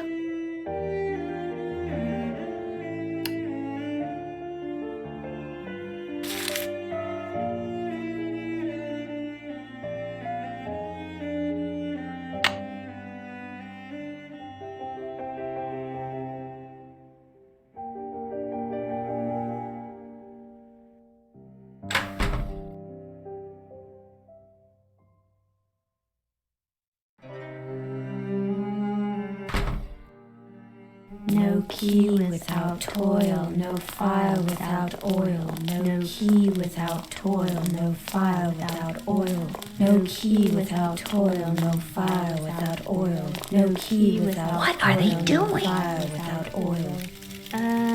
Oh yeah, my actions ensure that my name will endure to the end.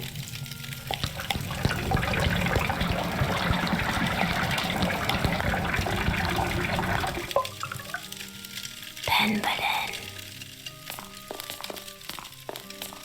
That was a little creepy. I did it perfect that time, didn't I? Well, almost perfect. You did very well. But remember, this must remain a secret. Do not discuss it with anyone. Yes, Ethel. And don't forget, you have a maths exam tomorrow. Yes, Ethel. And be sure to brush your teeth. Yes, Ethel. Good night.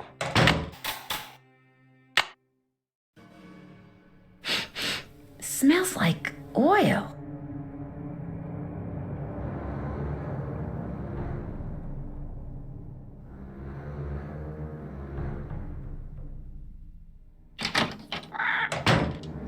That must be the food I ordered. Bangers and mash, huh? Looks like sausages to me. Tommy's cooking is beginning to grow on me. That hit the spot.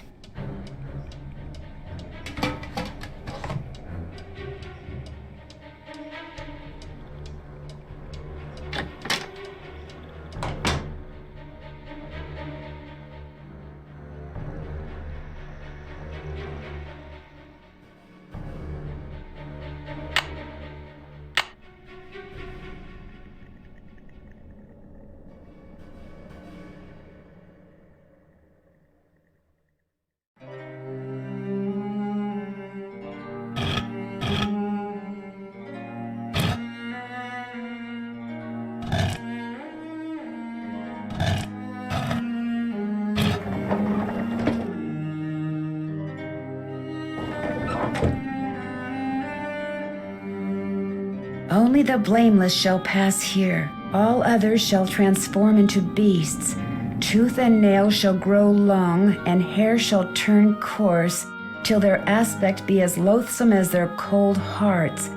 Prove thy worthiness, and memorialize here the innocent one so wrongly condemned for saving lives. Else consider thyself right and truly cursed.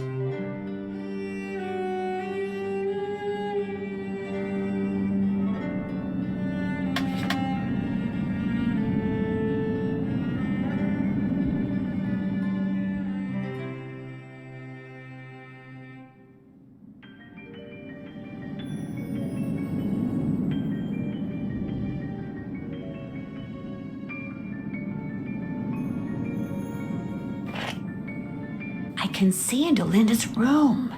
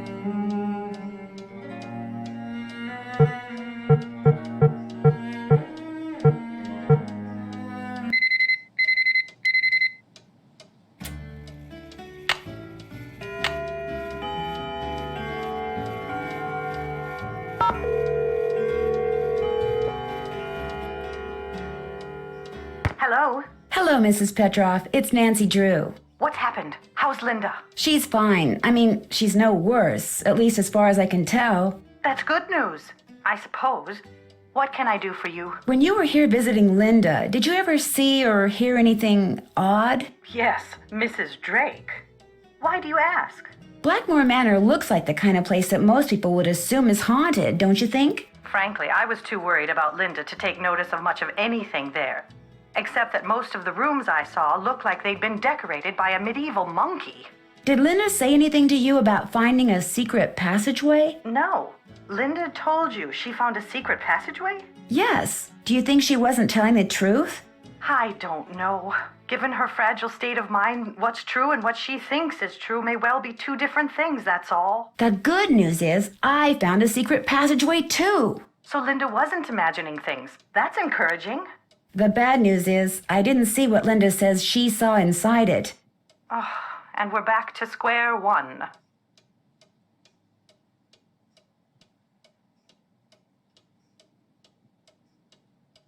Did you meet Nigel Mukherjee when you were here? Not really. Mrs. Drake told me who he was, but whenever I passed the library, he was always on his cell phone, talking as if he didn't want anyone to hear. You know, furtively. Could you hear what he was saying? Not a word. He was taking great pains to make sure he was not overheard. Say, you don't suppose he has something to do with what's been happening to Linda, do you? I'm not sure yet. I'm still, gathering facts. I'd forgotten all about him until just now. He was up to something. I don't know what, but he was up to something. Goodbye, Mrs. Petroff. Take care.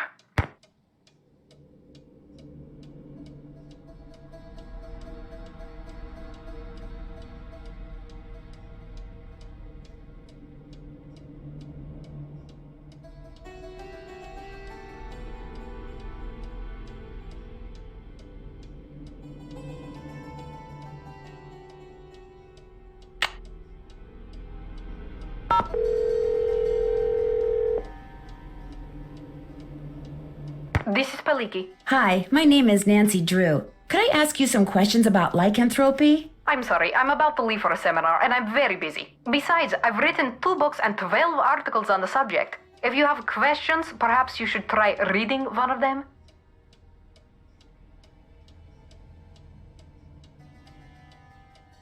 It's just that your writing makes you sound so knowledgeable that I felt compelled to talk to you. Your attempt to win me over with flattery is as transparent as it is feeble. But it worked. What do you want to know? What do you consider to be the definitive signs that someone is turning into some kind of animal? Symptoms are relatively subtle. A dry mouth, fatigue, impaired vision, and reduced blood flow to the skin. Is this person pale? Yes, but the really disturbing thing is, she won't let anyone see her. She just lies in bed all day behind this curtain. And at night, what does she do at night? I can't be sure, but I do know that I saw something outside the night I arrived. Some kind of animal. And when I asked to see my friend, I was told she was unavailable. This sounds very promising. You don't really believe she's turning into some kind of creature, do you? Young lady, I believe the human mind is capable of far more than we can ever imagine. Pale skin, dry mouth, fatigue. The human mind is perfectly capable of causing the body to exhibit such symptoms, if it is so motivated.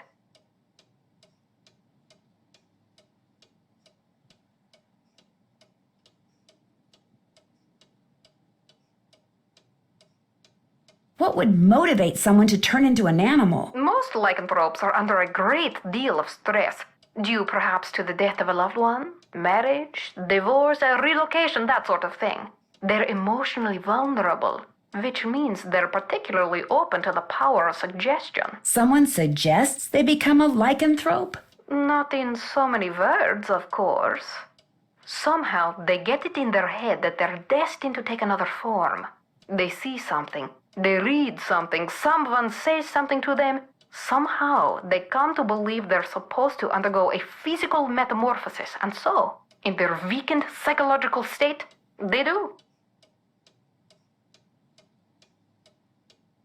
Do you think seeing an ancient curse would be enough to send someone, over the lycanthropic edge? Absolutely. Of course, a person cannot morph into XYZ if that person has no idea what XYZ is. She has to have some prior knowledge of the creature she thinks she has been condemned to become. A book, a website, a movie, a play, a casual anecdote, any number of things could provide her subconscious brain with clues as to how she is to look, feel, and behave in her altered form.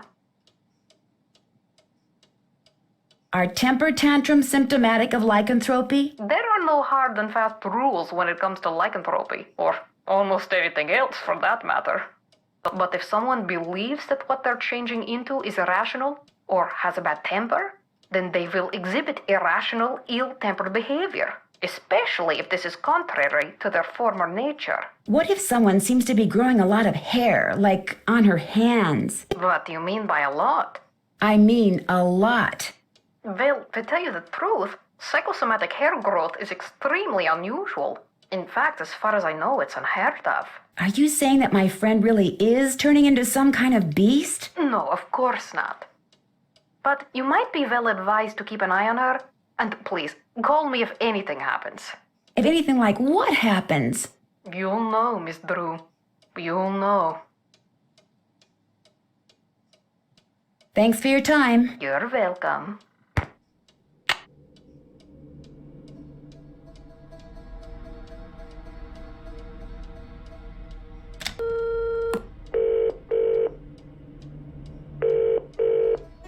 Head, this is Tommy. Hi, this is Nancy Drew. I'd like to order some food. Sure, we've got some loop-de-loop bangers and mash, pinky and perky in a dog's eye, and they're all Robin Hood. I'll have some loop-de-loop. Okay, one loop-de-loop. Uncle Fred and Johnny Rudder? You bet. All right then, we'll come round and leave it at your Rory. Baked potato.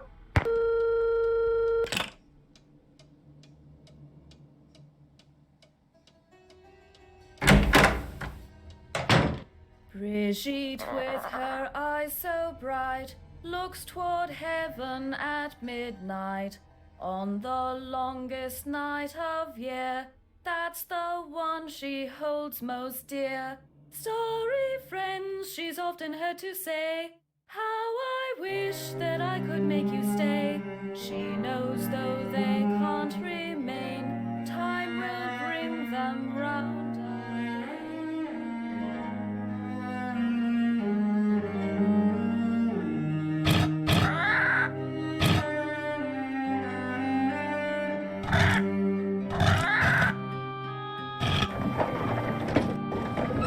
Uh-oh.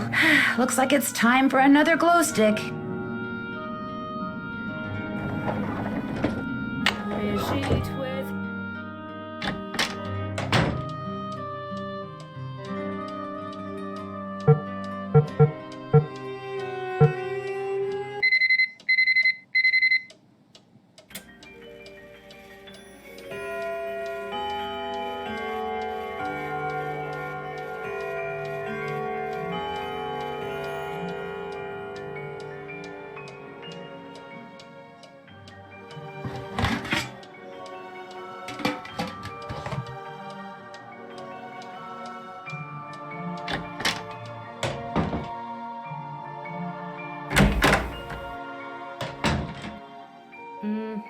Hi, Nancy. Could I get another glow stick? Yes, but you know the rule. First, we have to play another game. On your mark, get set, go!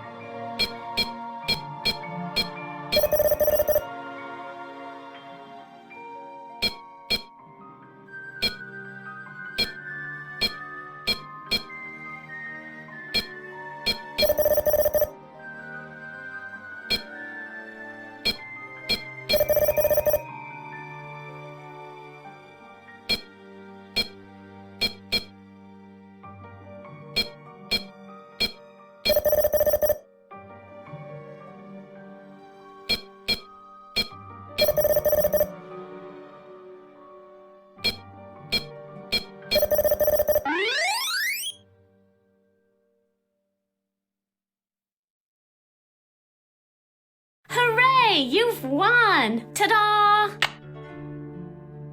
I should get going. Toodles!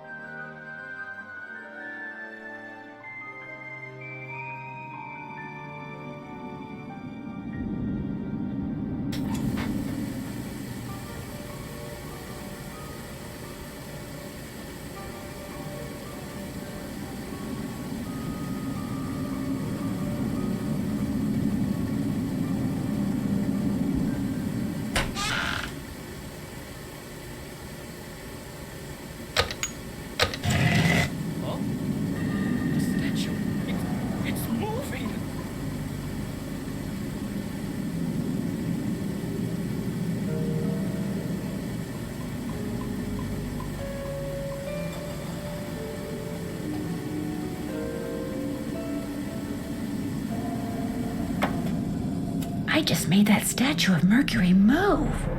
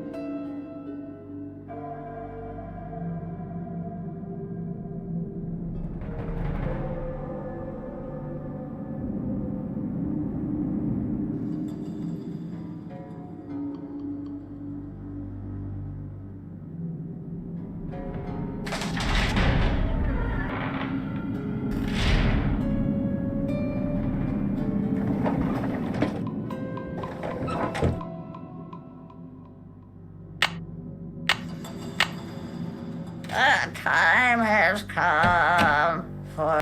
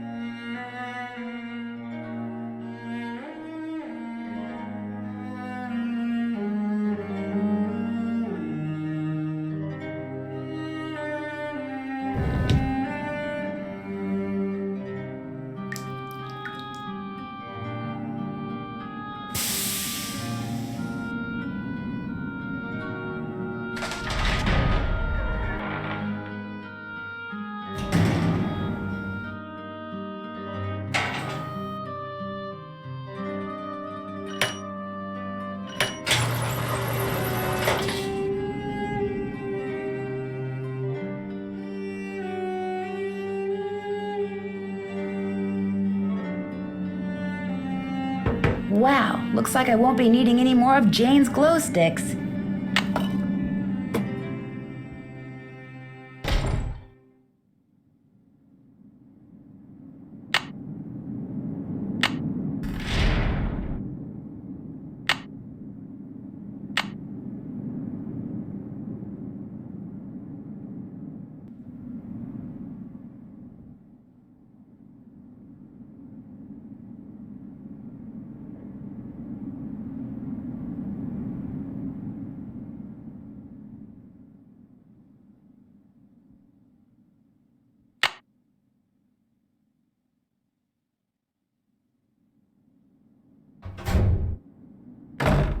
Oh my gosh, the room is moving!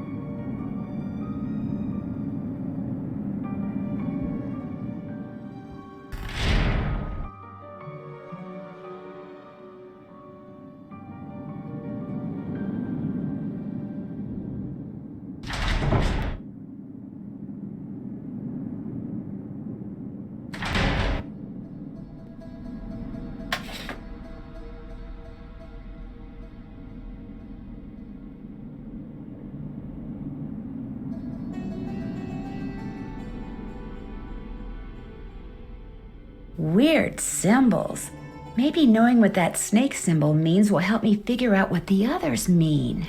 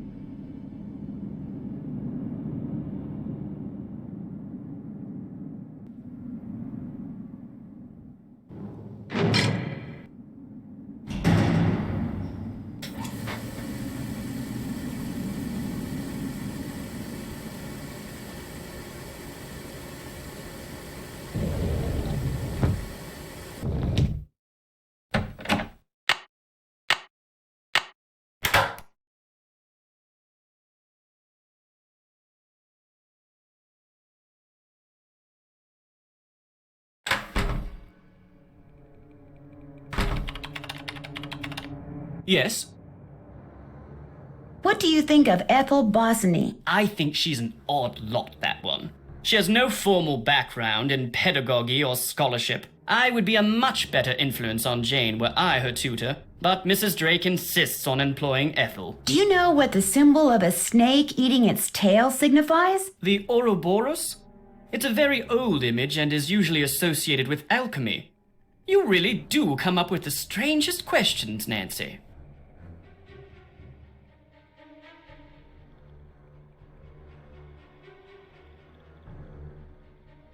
I'll let you get back to your work. Goodbye.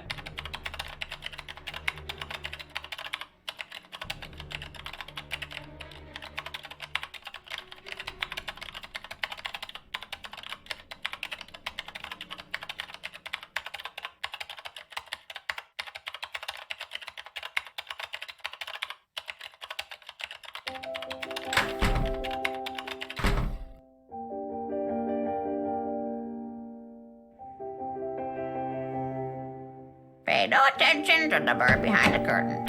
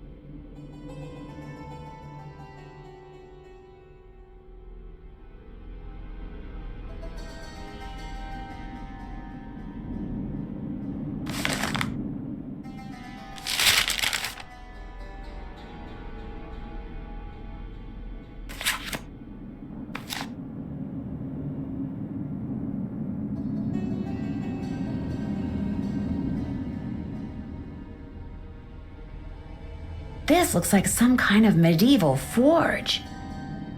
This looks like some kind of ancient mold.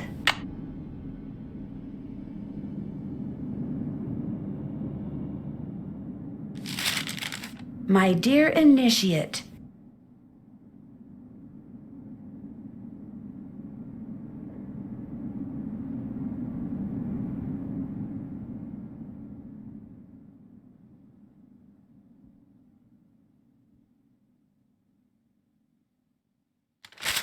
Penelope Penvellyn. Wow, this letter was written more than 200 years ago.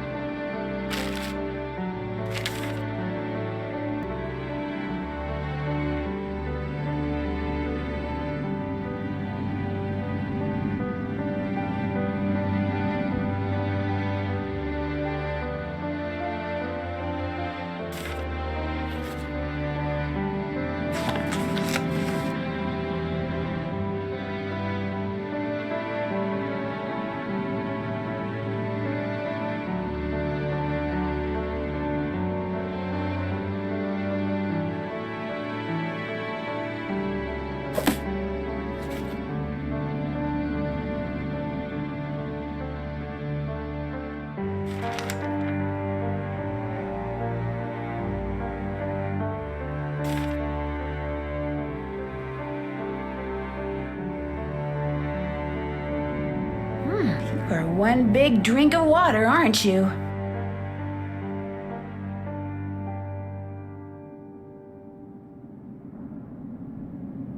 A keyhole.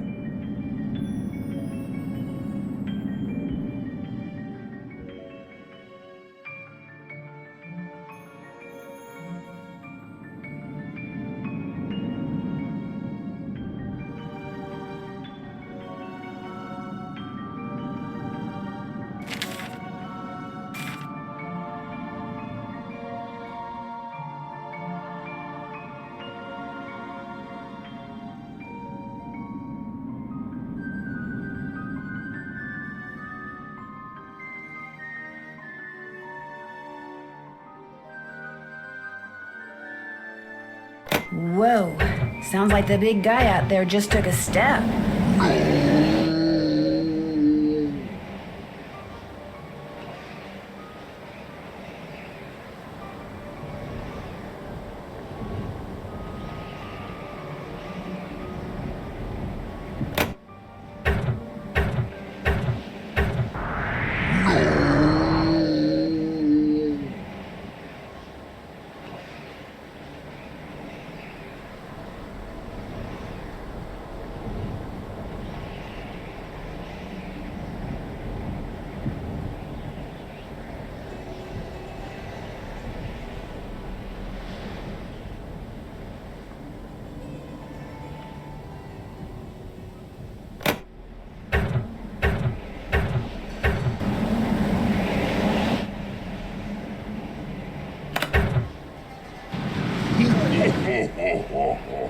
Looks like some winds are stronger than others.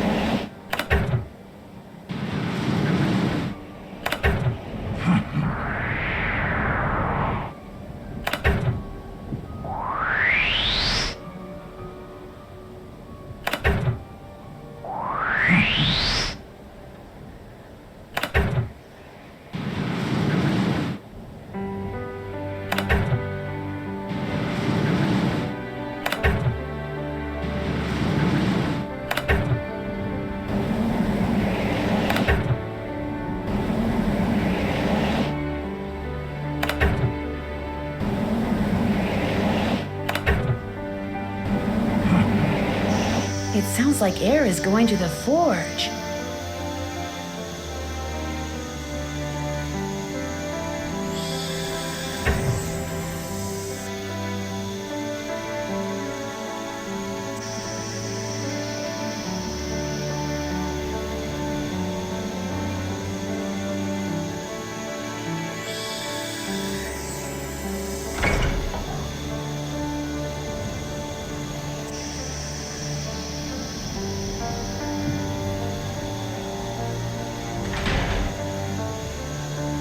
Looks like a chunk of metal.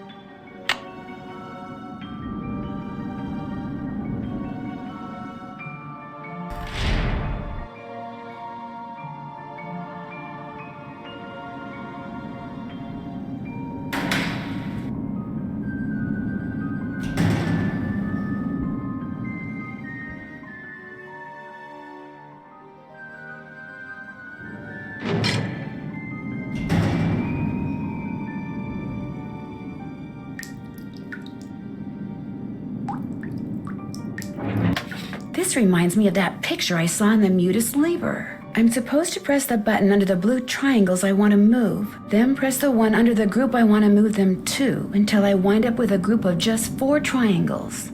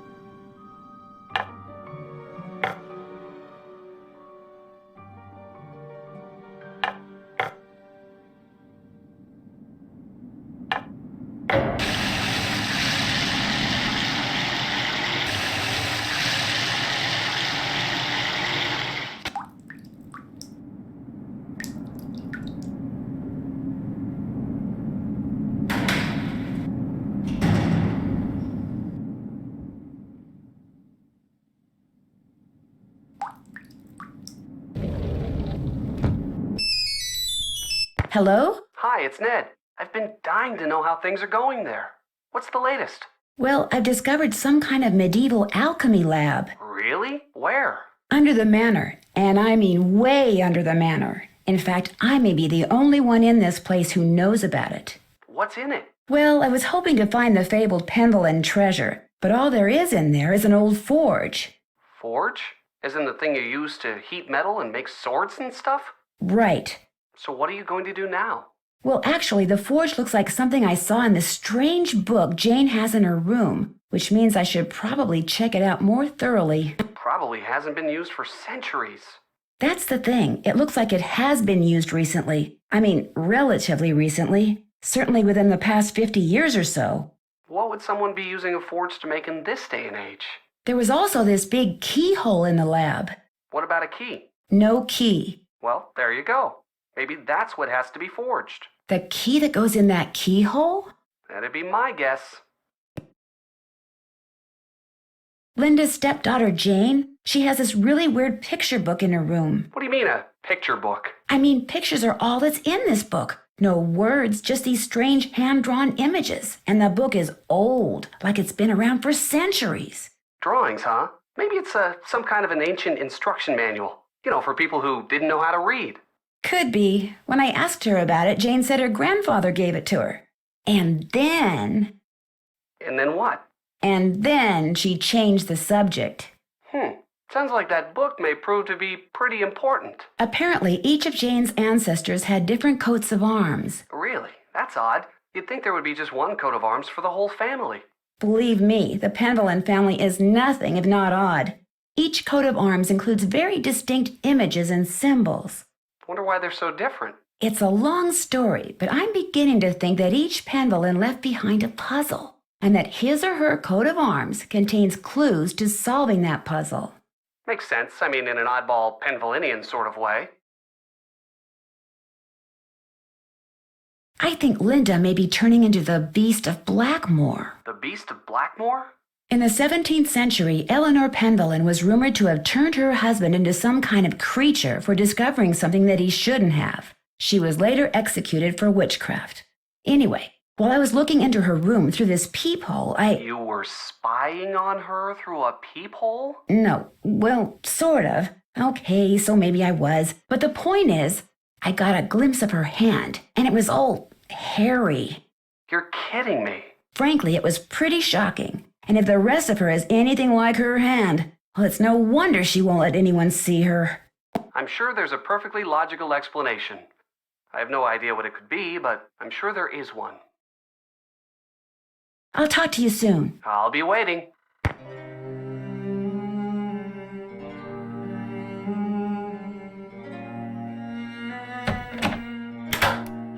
You're gonna need a bigger boat.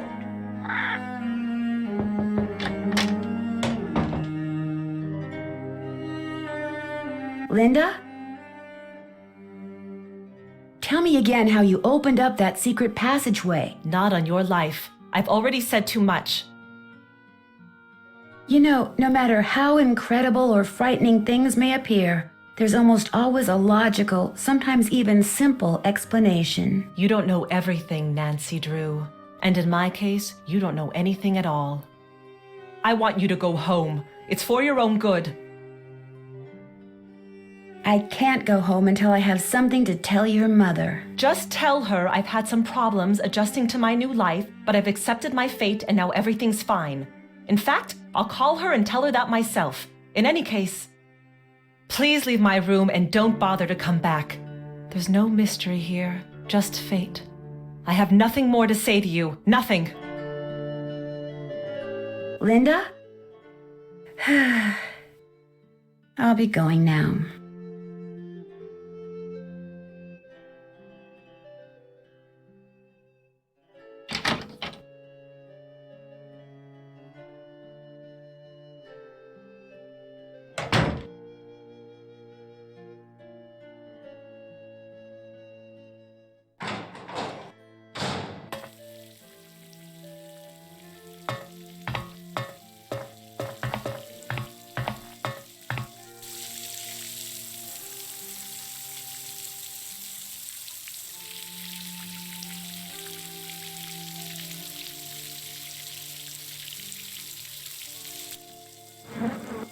seen? The well is filled up again.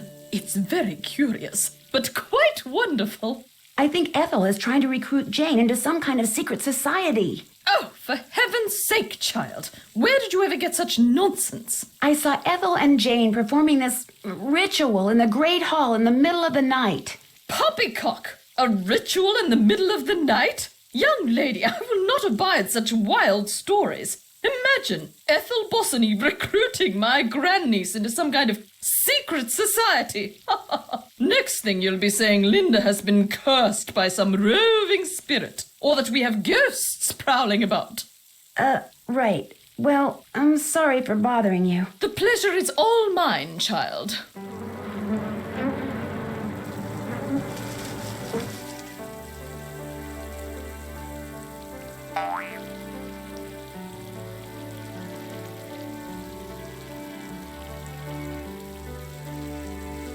It's a game based on that children's book John Penvellyn wrote.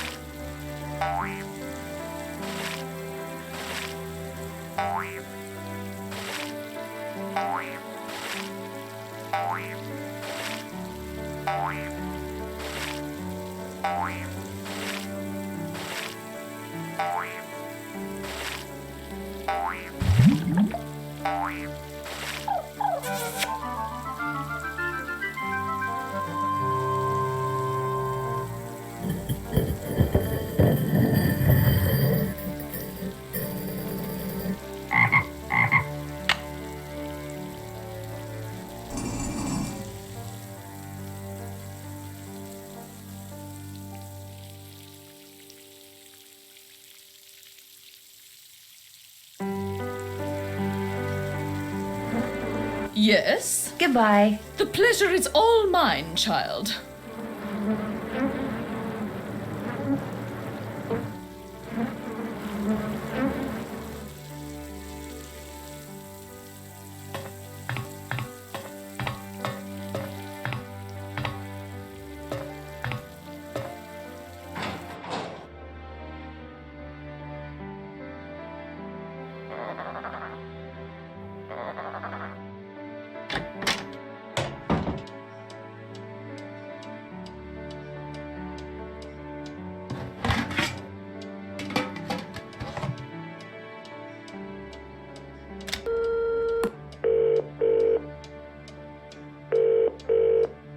Head, this is Tommy.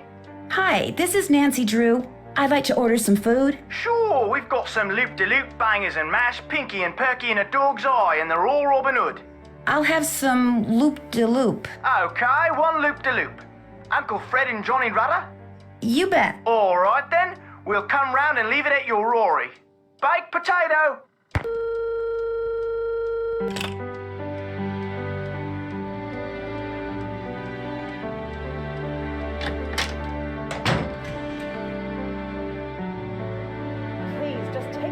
But how can you expect to feel better if you don't eat properly? And from now on, just bring me what I ask for. A healthy digestive system cannot do without roughage, you know. Yes, Mrs.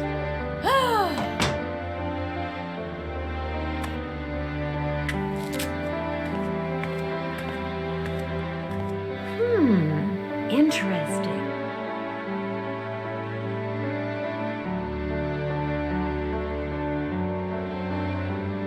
Looks like some sort of charm.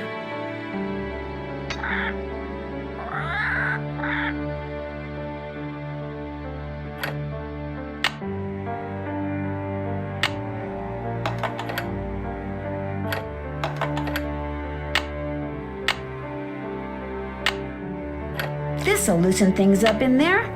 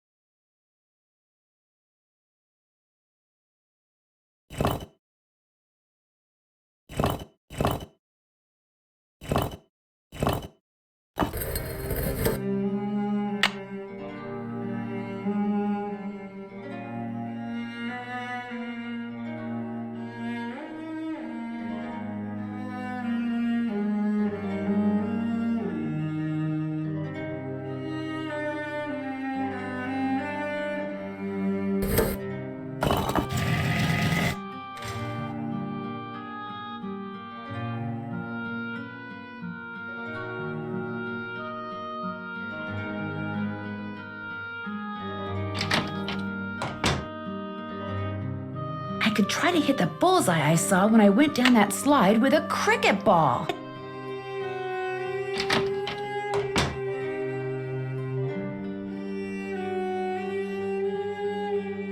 The time has come for...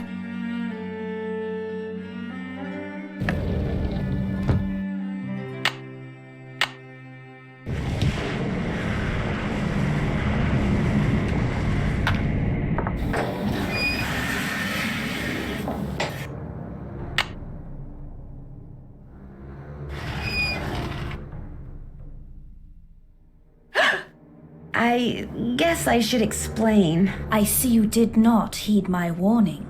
I realize you're a very curious young woman, but know this. These passageways can only lead to misfortune for the uninitiated, and I am not only speaking of physical peril.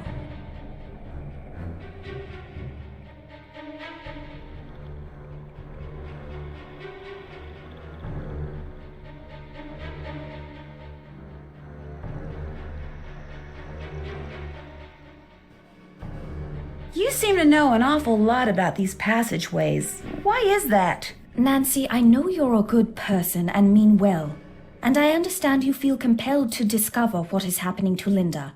But I also have certain duties which may conflict with yours. I will not interfere as long as I am prohibited from doing so, but know that the instant I receive the word, you will no longer be welcomed in Blackmoor. Good day.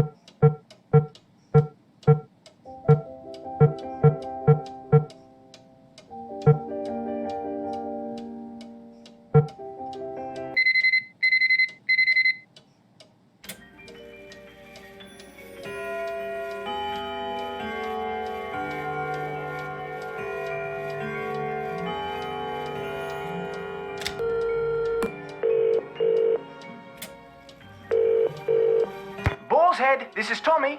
Hi, this is Nancy Drew. I'd like to order some food. Sure, we've got some loop-de-loop, bangers and mash, pinky and perky and a dog's eye, and they're all Robin Hood.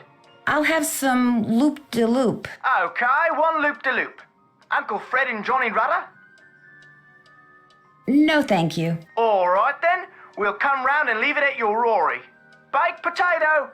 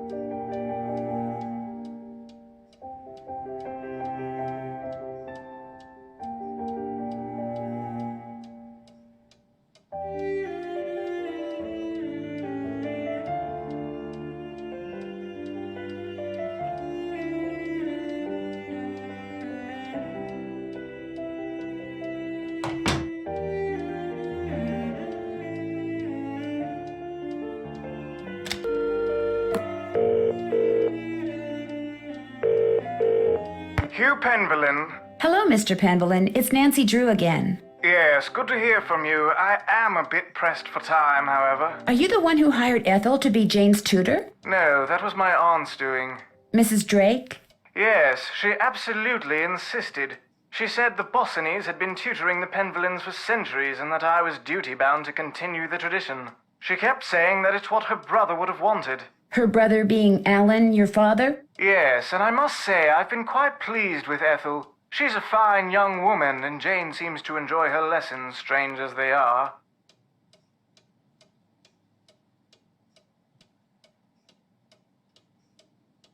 What do you mean by strange? Ethel demands that Jane study history, obscure history, Penvellyn history. They discuss events that even I, as a direct descendant, find inconsequential, to say nothing of deadly dull.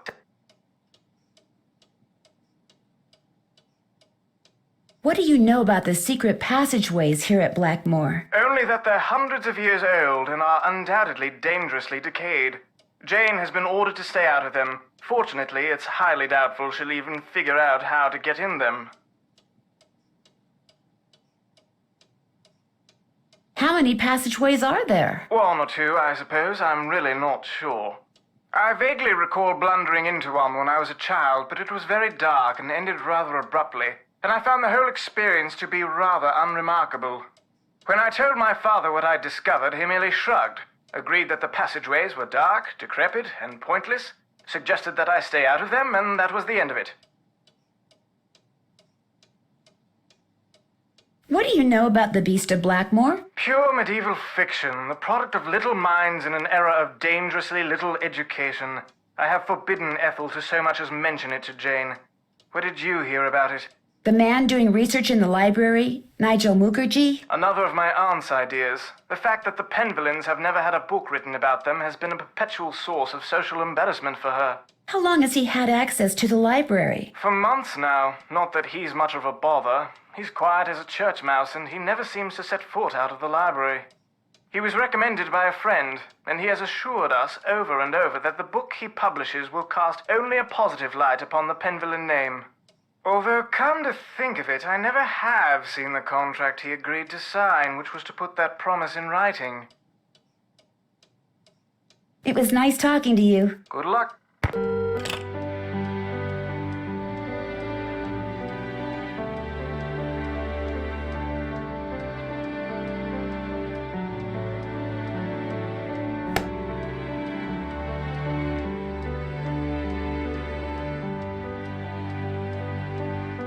Maybe I should take another look at Brigitte's coat of arms.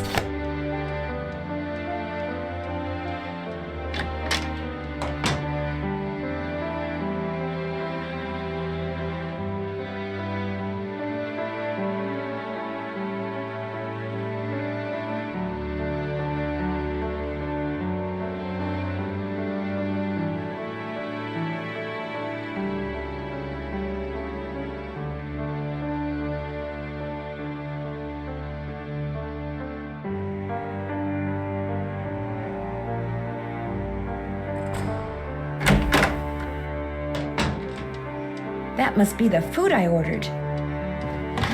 Ah, loop-de-loop, otherwise known as soup. This smells delicious. I'm stuffed.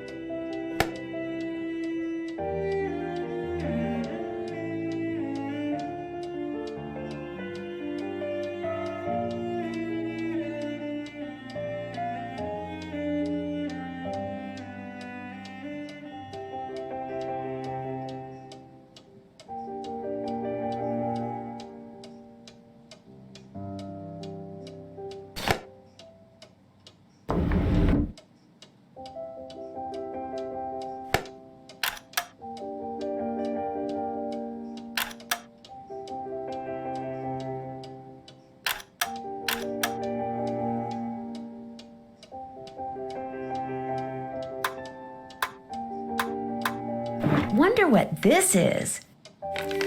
This lens is supposed to go into a telescope that sits on a tripod.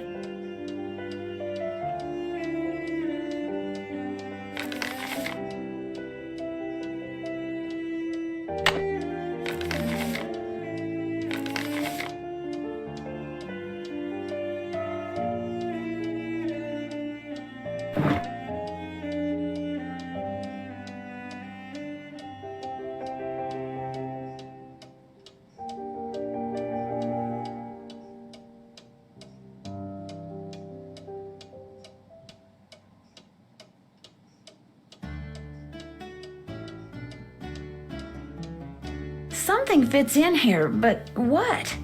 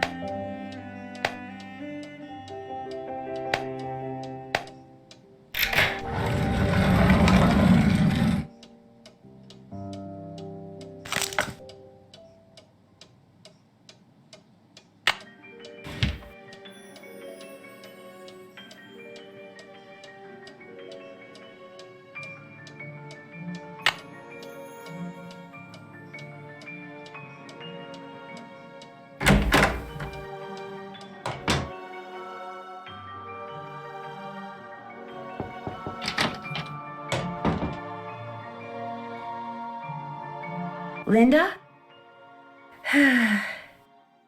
I'll be going now.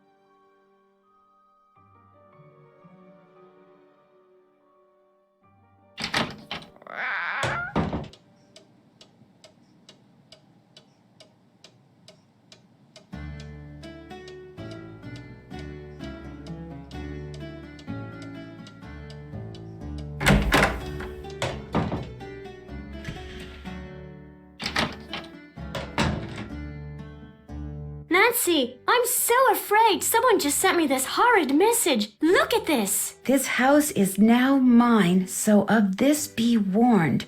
Thou hast angered me and shall soon be gone. Now look on the other side. That symbol is a rune. Right side up, it means protection like a shield. But there, it's upside down. It means I'm in danger. I wouldn't take this seriously, Jane. Someone in this house is up to no good, and I'm determined to find out who it is. Are you really? I mean, none of these weird things started happening until you came to Blackmoor. How do I know it's not you who's behind all this? I think you can trust me. I think not. I don't think I can trust anyone right now. I wish I'd never come back to this place. It's old and cold, and I hate it. And I just don't want to be here. I know you're upset, but please, you have to trust me. I'm on your side. Jane, did there used to be a telescope in my room? I took it outside to look at the stars. But if you want it back, you'll have to play a game with me. I knew you were going to say that. Okay, what's the game? Let's see how quick your reflexes are. I'll time you. If you get the puzzle done in time, I'll return the telescope. If not, then you'll have to try again. On your mark, get set, go!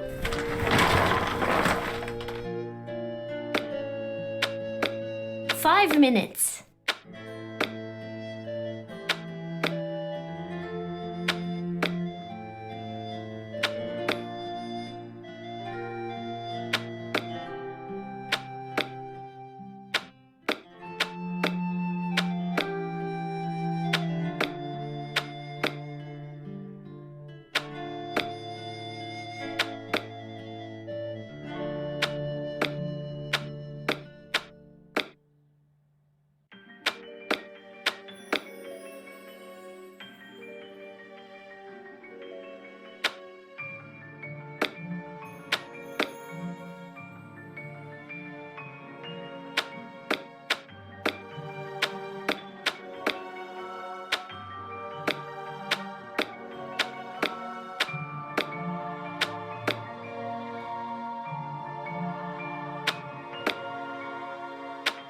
Four minutes.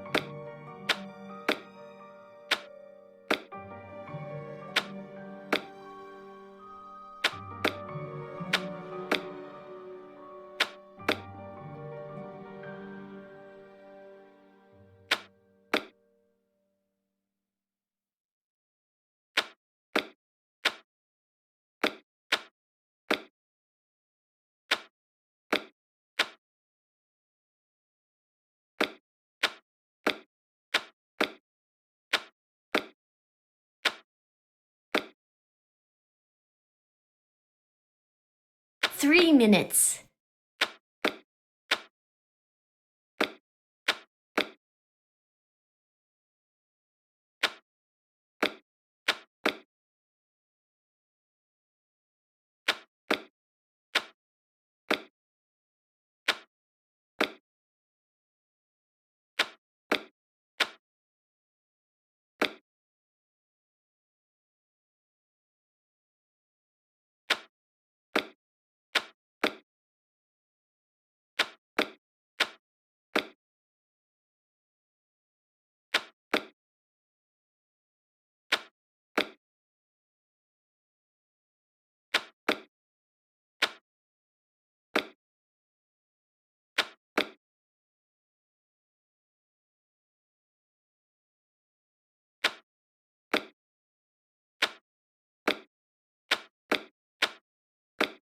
Two minutes.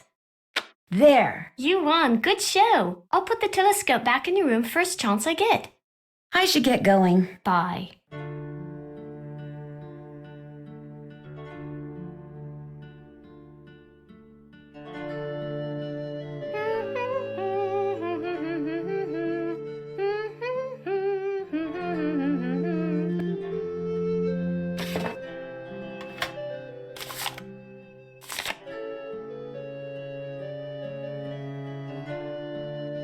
Love, Mom. Looks like Jane's real mother is in Italy, just like her father.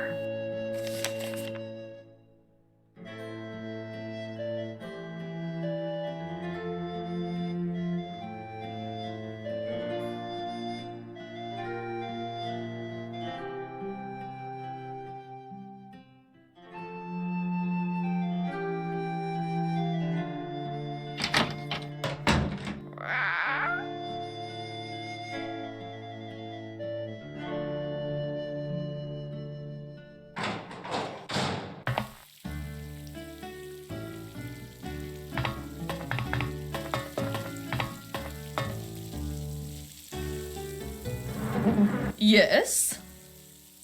Do you have any idea why Hugh and his first wife got divorced? Well, that is quite an inappropriate question. But since you asked, Hugh and Renee did not heed my advice and ended up marrying ever so young. Far too young.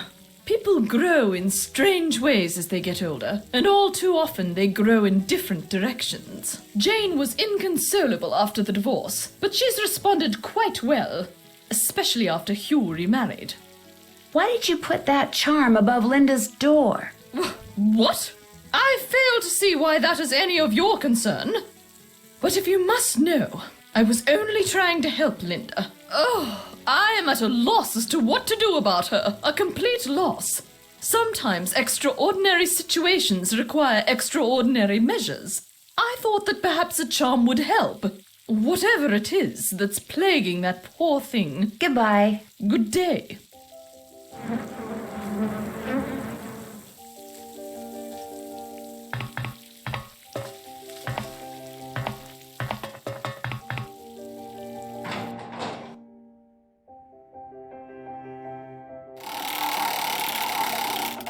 It stopped working. I need something to wind it up.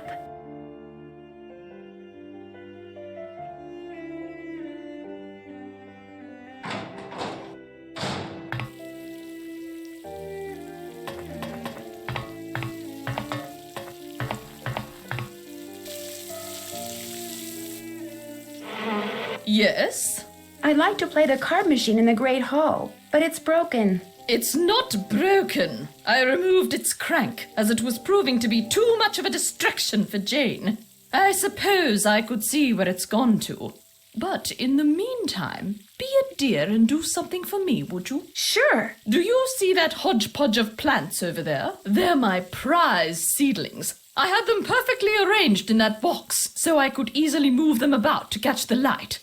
Unfortunately, Jane took all of them out when I wasn't looking. And now for the life of me, I cannot get them back in the box so that they all fit. Why don't you give it a try while I see about that crank? If we both succeed, we shall both be happy, if you catch my meaning. Remember, they must all fit in that box.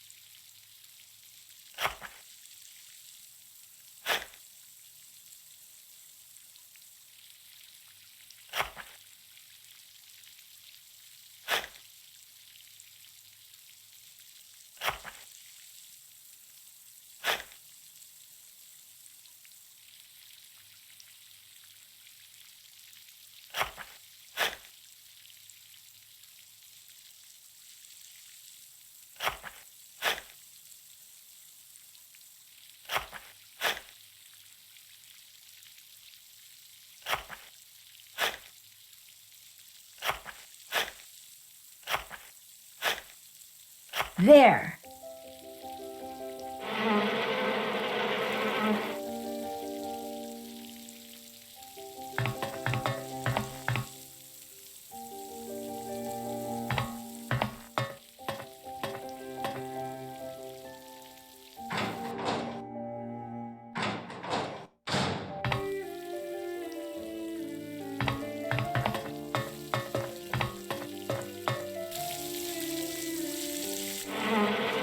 Yes? I managed to get all those seedlings back in the box. Wonderful. And I managed to find that crank. There you go. Great, thank you.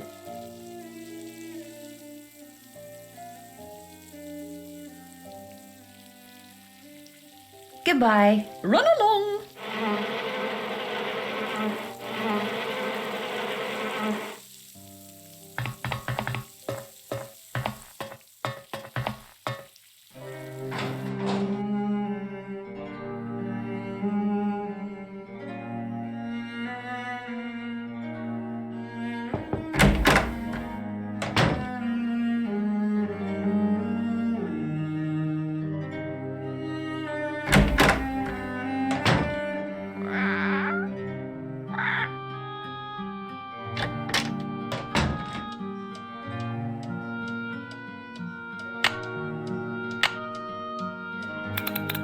Cool. There are symbols in that mural that I couldn't see before.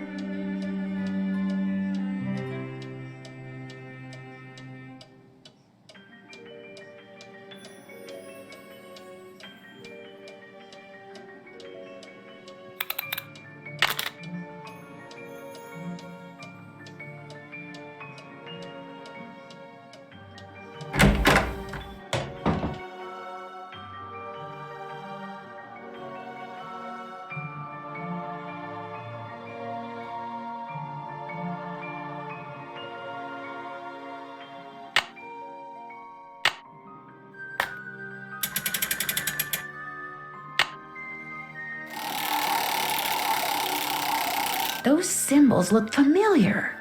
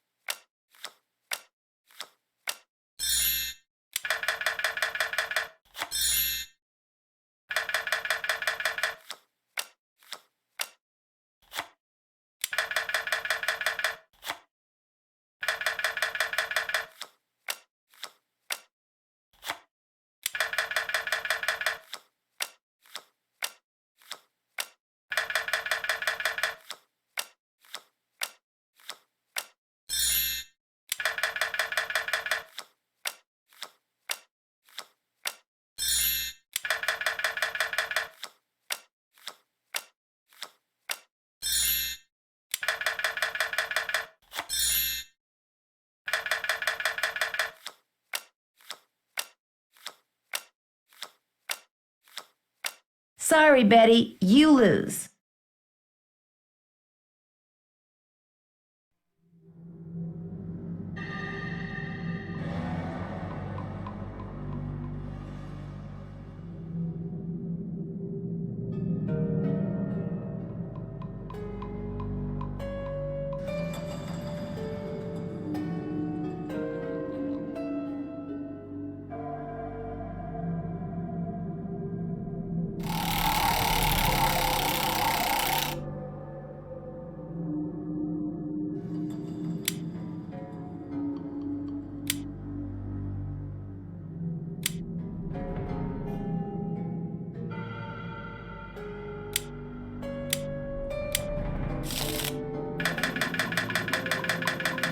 Maybe she'll give that to me if I win.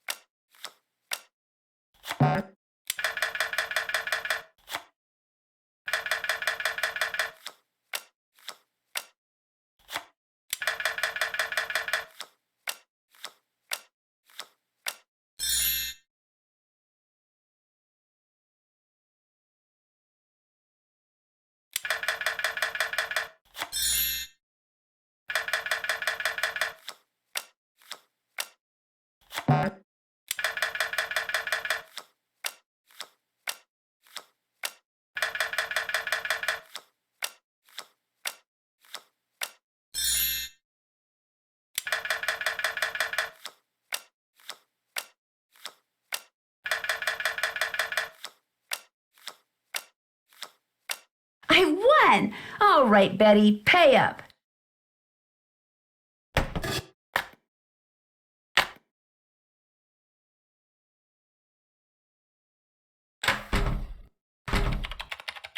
Ah, there you are. I'm sorry to inform you that I shall soon be leaving Blackmoor. I just have a few things to take care of, and then I shall bid you adieu. Why? Where are you going? I have good reason to believe this place is genuinely haunted. There's no way I'm staying here 1 minute longer than I have to. Thankfully, I've finished most of my research and have enough to start my book. I'll let you get back to your work. Valet!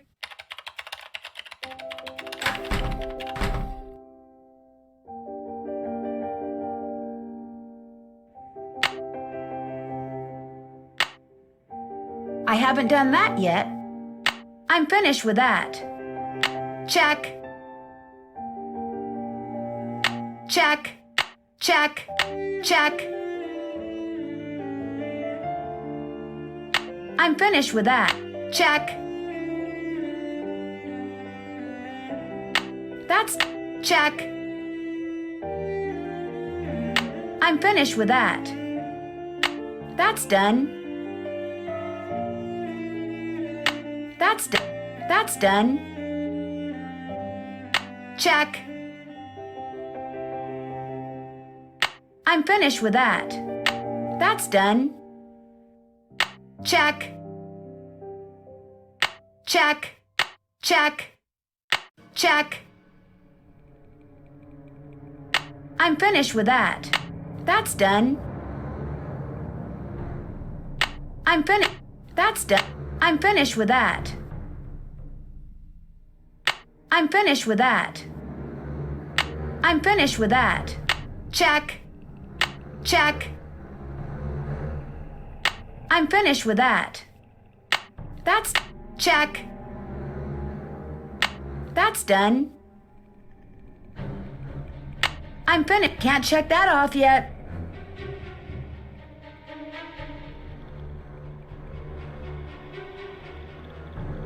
That's done. That's done. Check. I'm finished with that. Check. Check. That's done.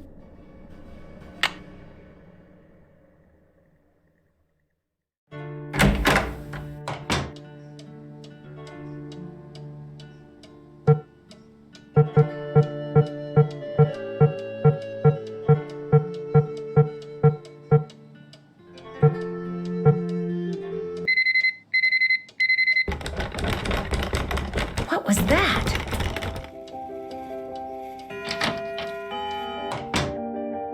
What's that? Hello again. He was Randolph's grandson and the first initiate. Odo did not have the proper qualities for Randolph's instruction. Because he was stupid. No, Jane. It's because Randolph believed that the proper qualities skip every generation. We talked about that, remember? I guess. Milo was a great soldier, just like his grandfather. And with his grandfather's help, he was victorious at Caen. That was a battle fought in 1417 during the 100 Years' War. That's right. But I don't understand something. The 100 Years' War lasted longer than 100 years, right? So why do they call it that? Why don't they call it the 116-year war, huh? Oh my, look at the time. We need to go over your geometry. Please open your book to page 46 and read silently. We're in lessons right now.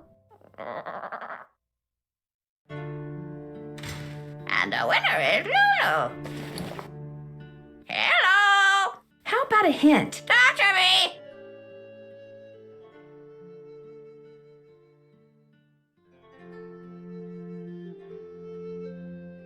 I need a hint when it comes to what to do with that prize I got when I pushed those zodiac buttons in my room. The key is the columns. The columns are key. And Lulu is very, very, very, very pretty.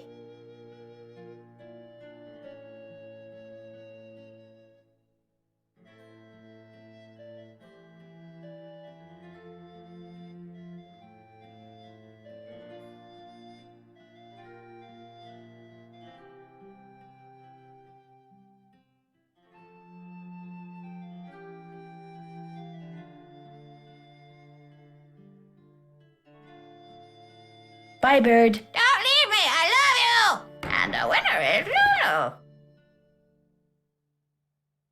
Je suis, tu es, il est. Good. Again.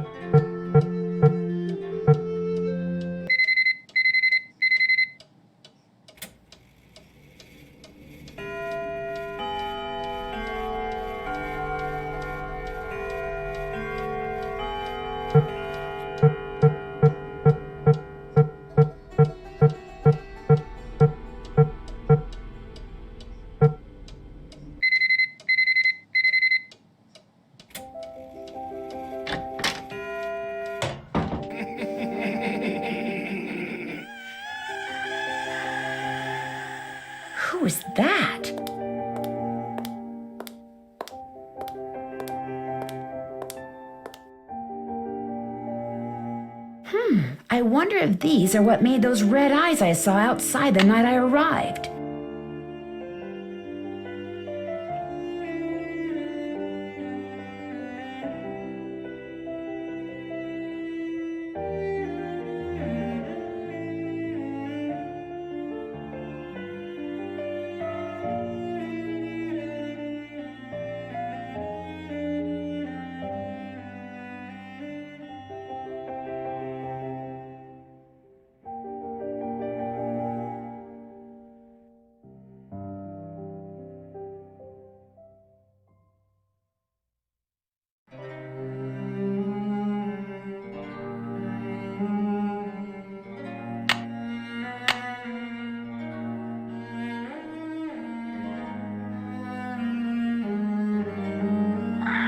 Je suis, tu es, il est.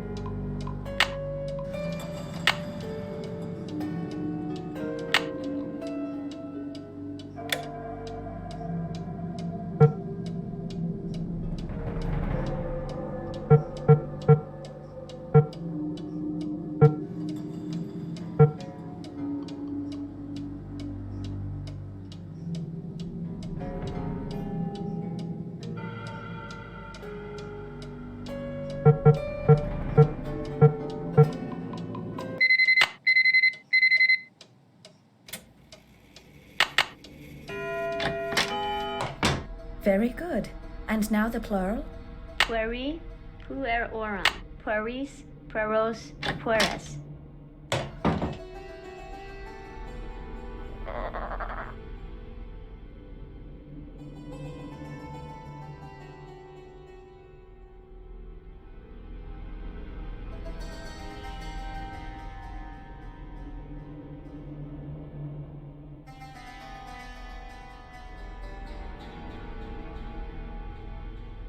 I need something else for this.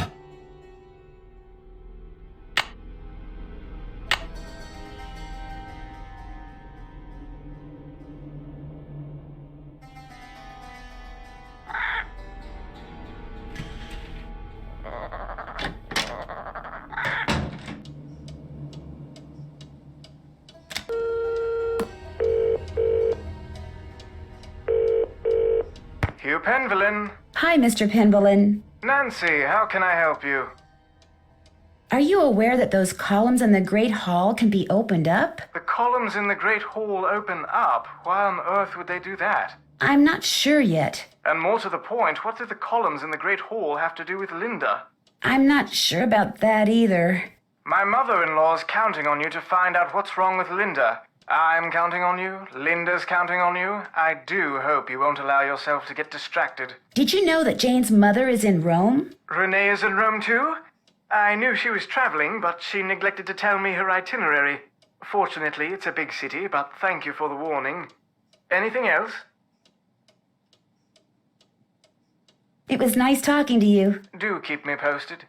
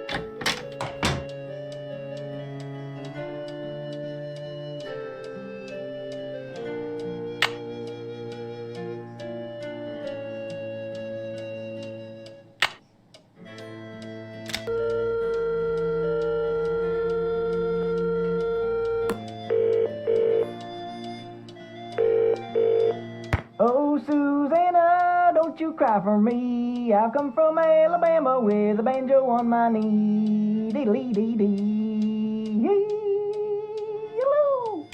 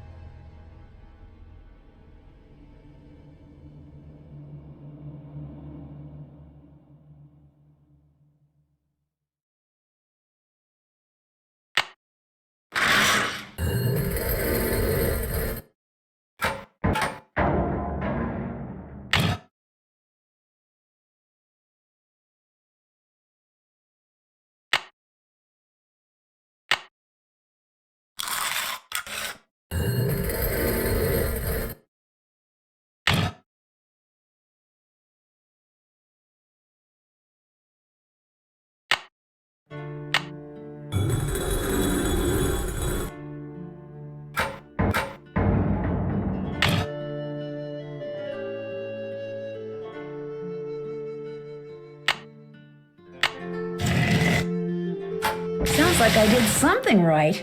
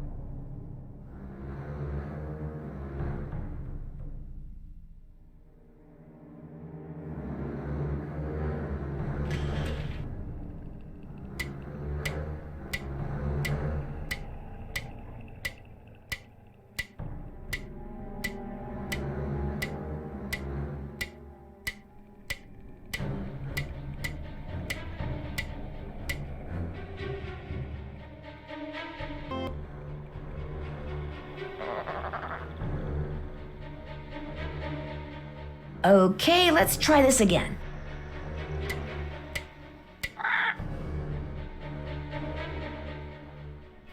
Time it. This wand probably works through magnets.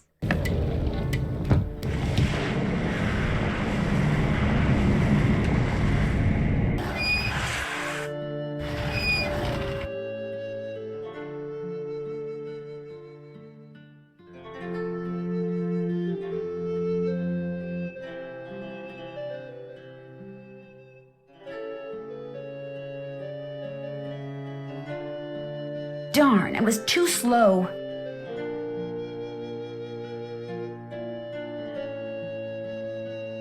Okay, let's try this again. You're gonna need a bigger boat.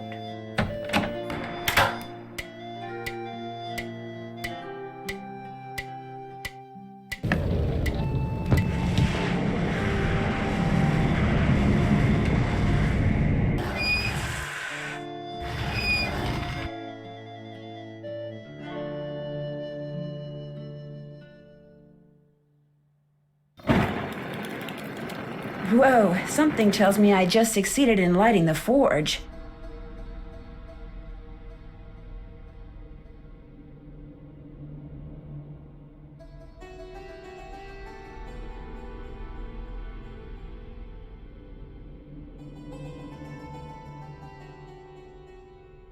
And the winner is Lulu. And the winner is Lulu.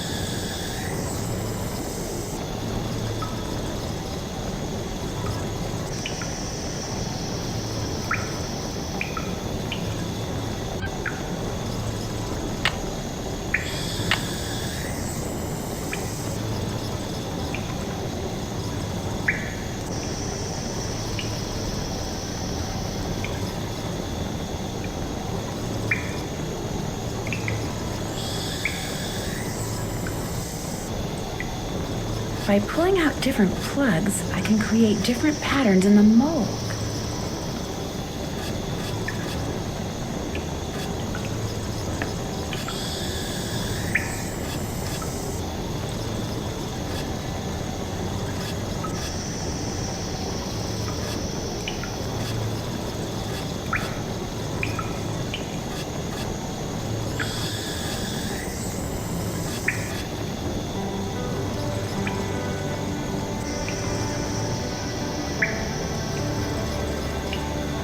The forge is lit.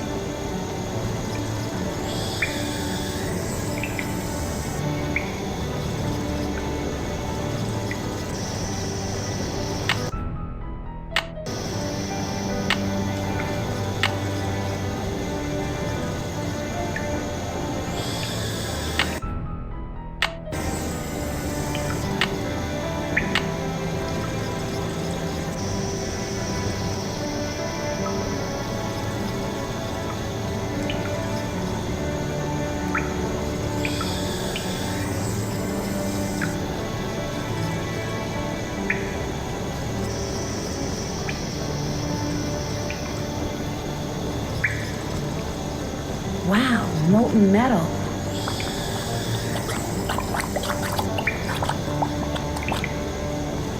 There, that looks right.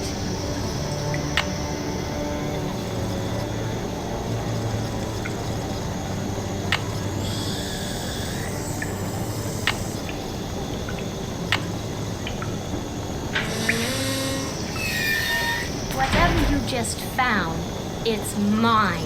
I'm the Penvellyn, not you. Besides, I would have found it before you did if I didn't have to sit there all day learning all that other silly rubbish. What is that?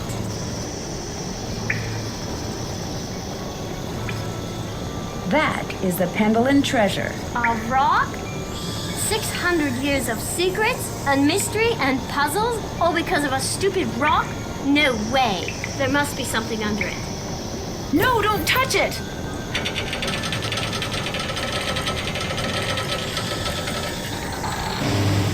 Jane, I told you not to touch it.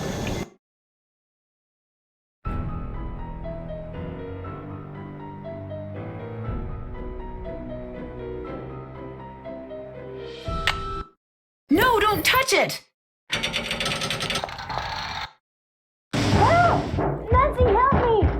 It's pitch black in here. I can't see anything. Get me out of here, please! I'm sorry I was mean to you before. I'm sorry for everything. What do you mean by everything? It's my fault Linda's sick. I mean, she's not really sick. I just made her think she is. I left that curse in her room and gave her allergy pills and put her medicine in a moisturizer. You made her think that she's changing into the beast of Blackmoor, didn't you? I just wanted to go away. I just wanted to be Daddy and me and Mommy, my real Mommy. Please don't make me talk anymore, Nancy. There's no air in here. I can't breathe. I've got to figure out a way to get that box off of her fast.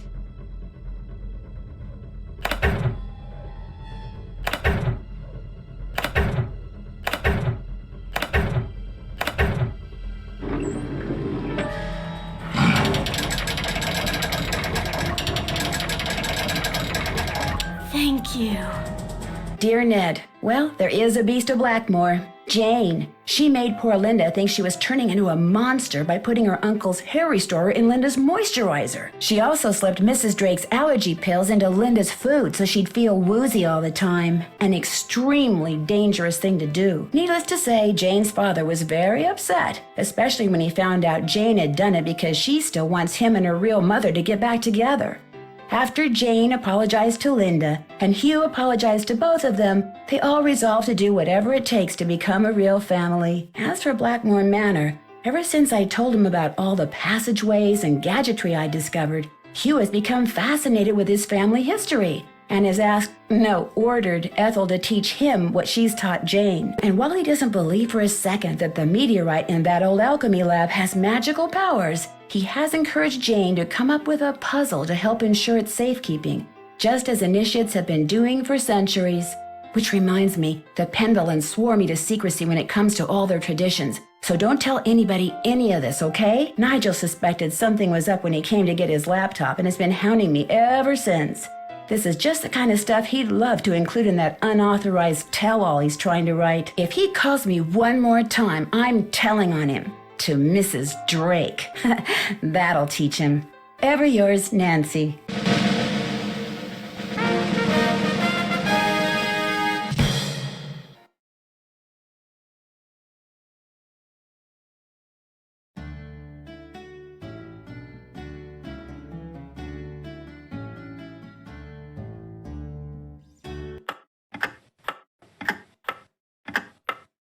The year is 1930, and everything is on the rise. Unemployment, government breadlines, and organized crime. In the midst of it all, a heroine is born. Armed with only a flashlight, a blue roadster, and a spirited resourcefulness, a 16-year-old detective will go on to inspire hope in the hearts of young girls and kisses upon the lips of evildoers everywhere. Her name? Nancy Drew.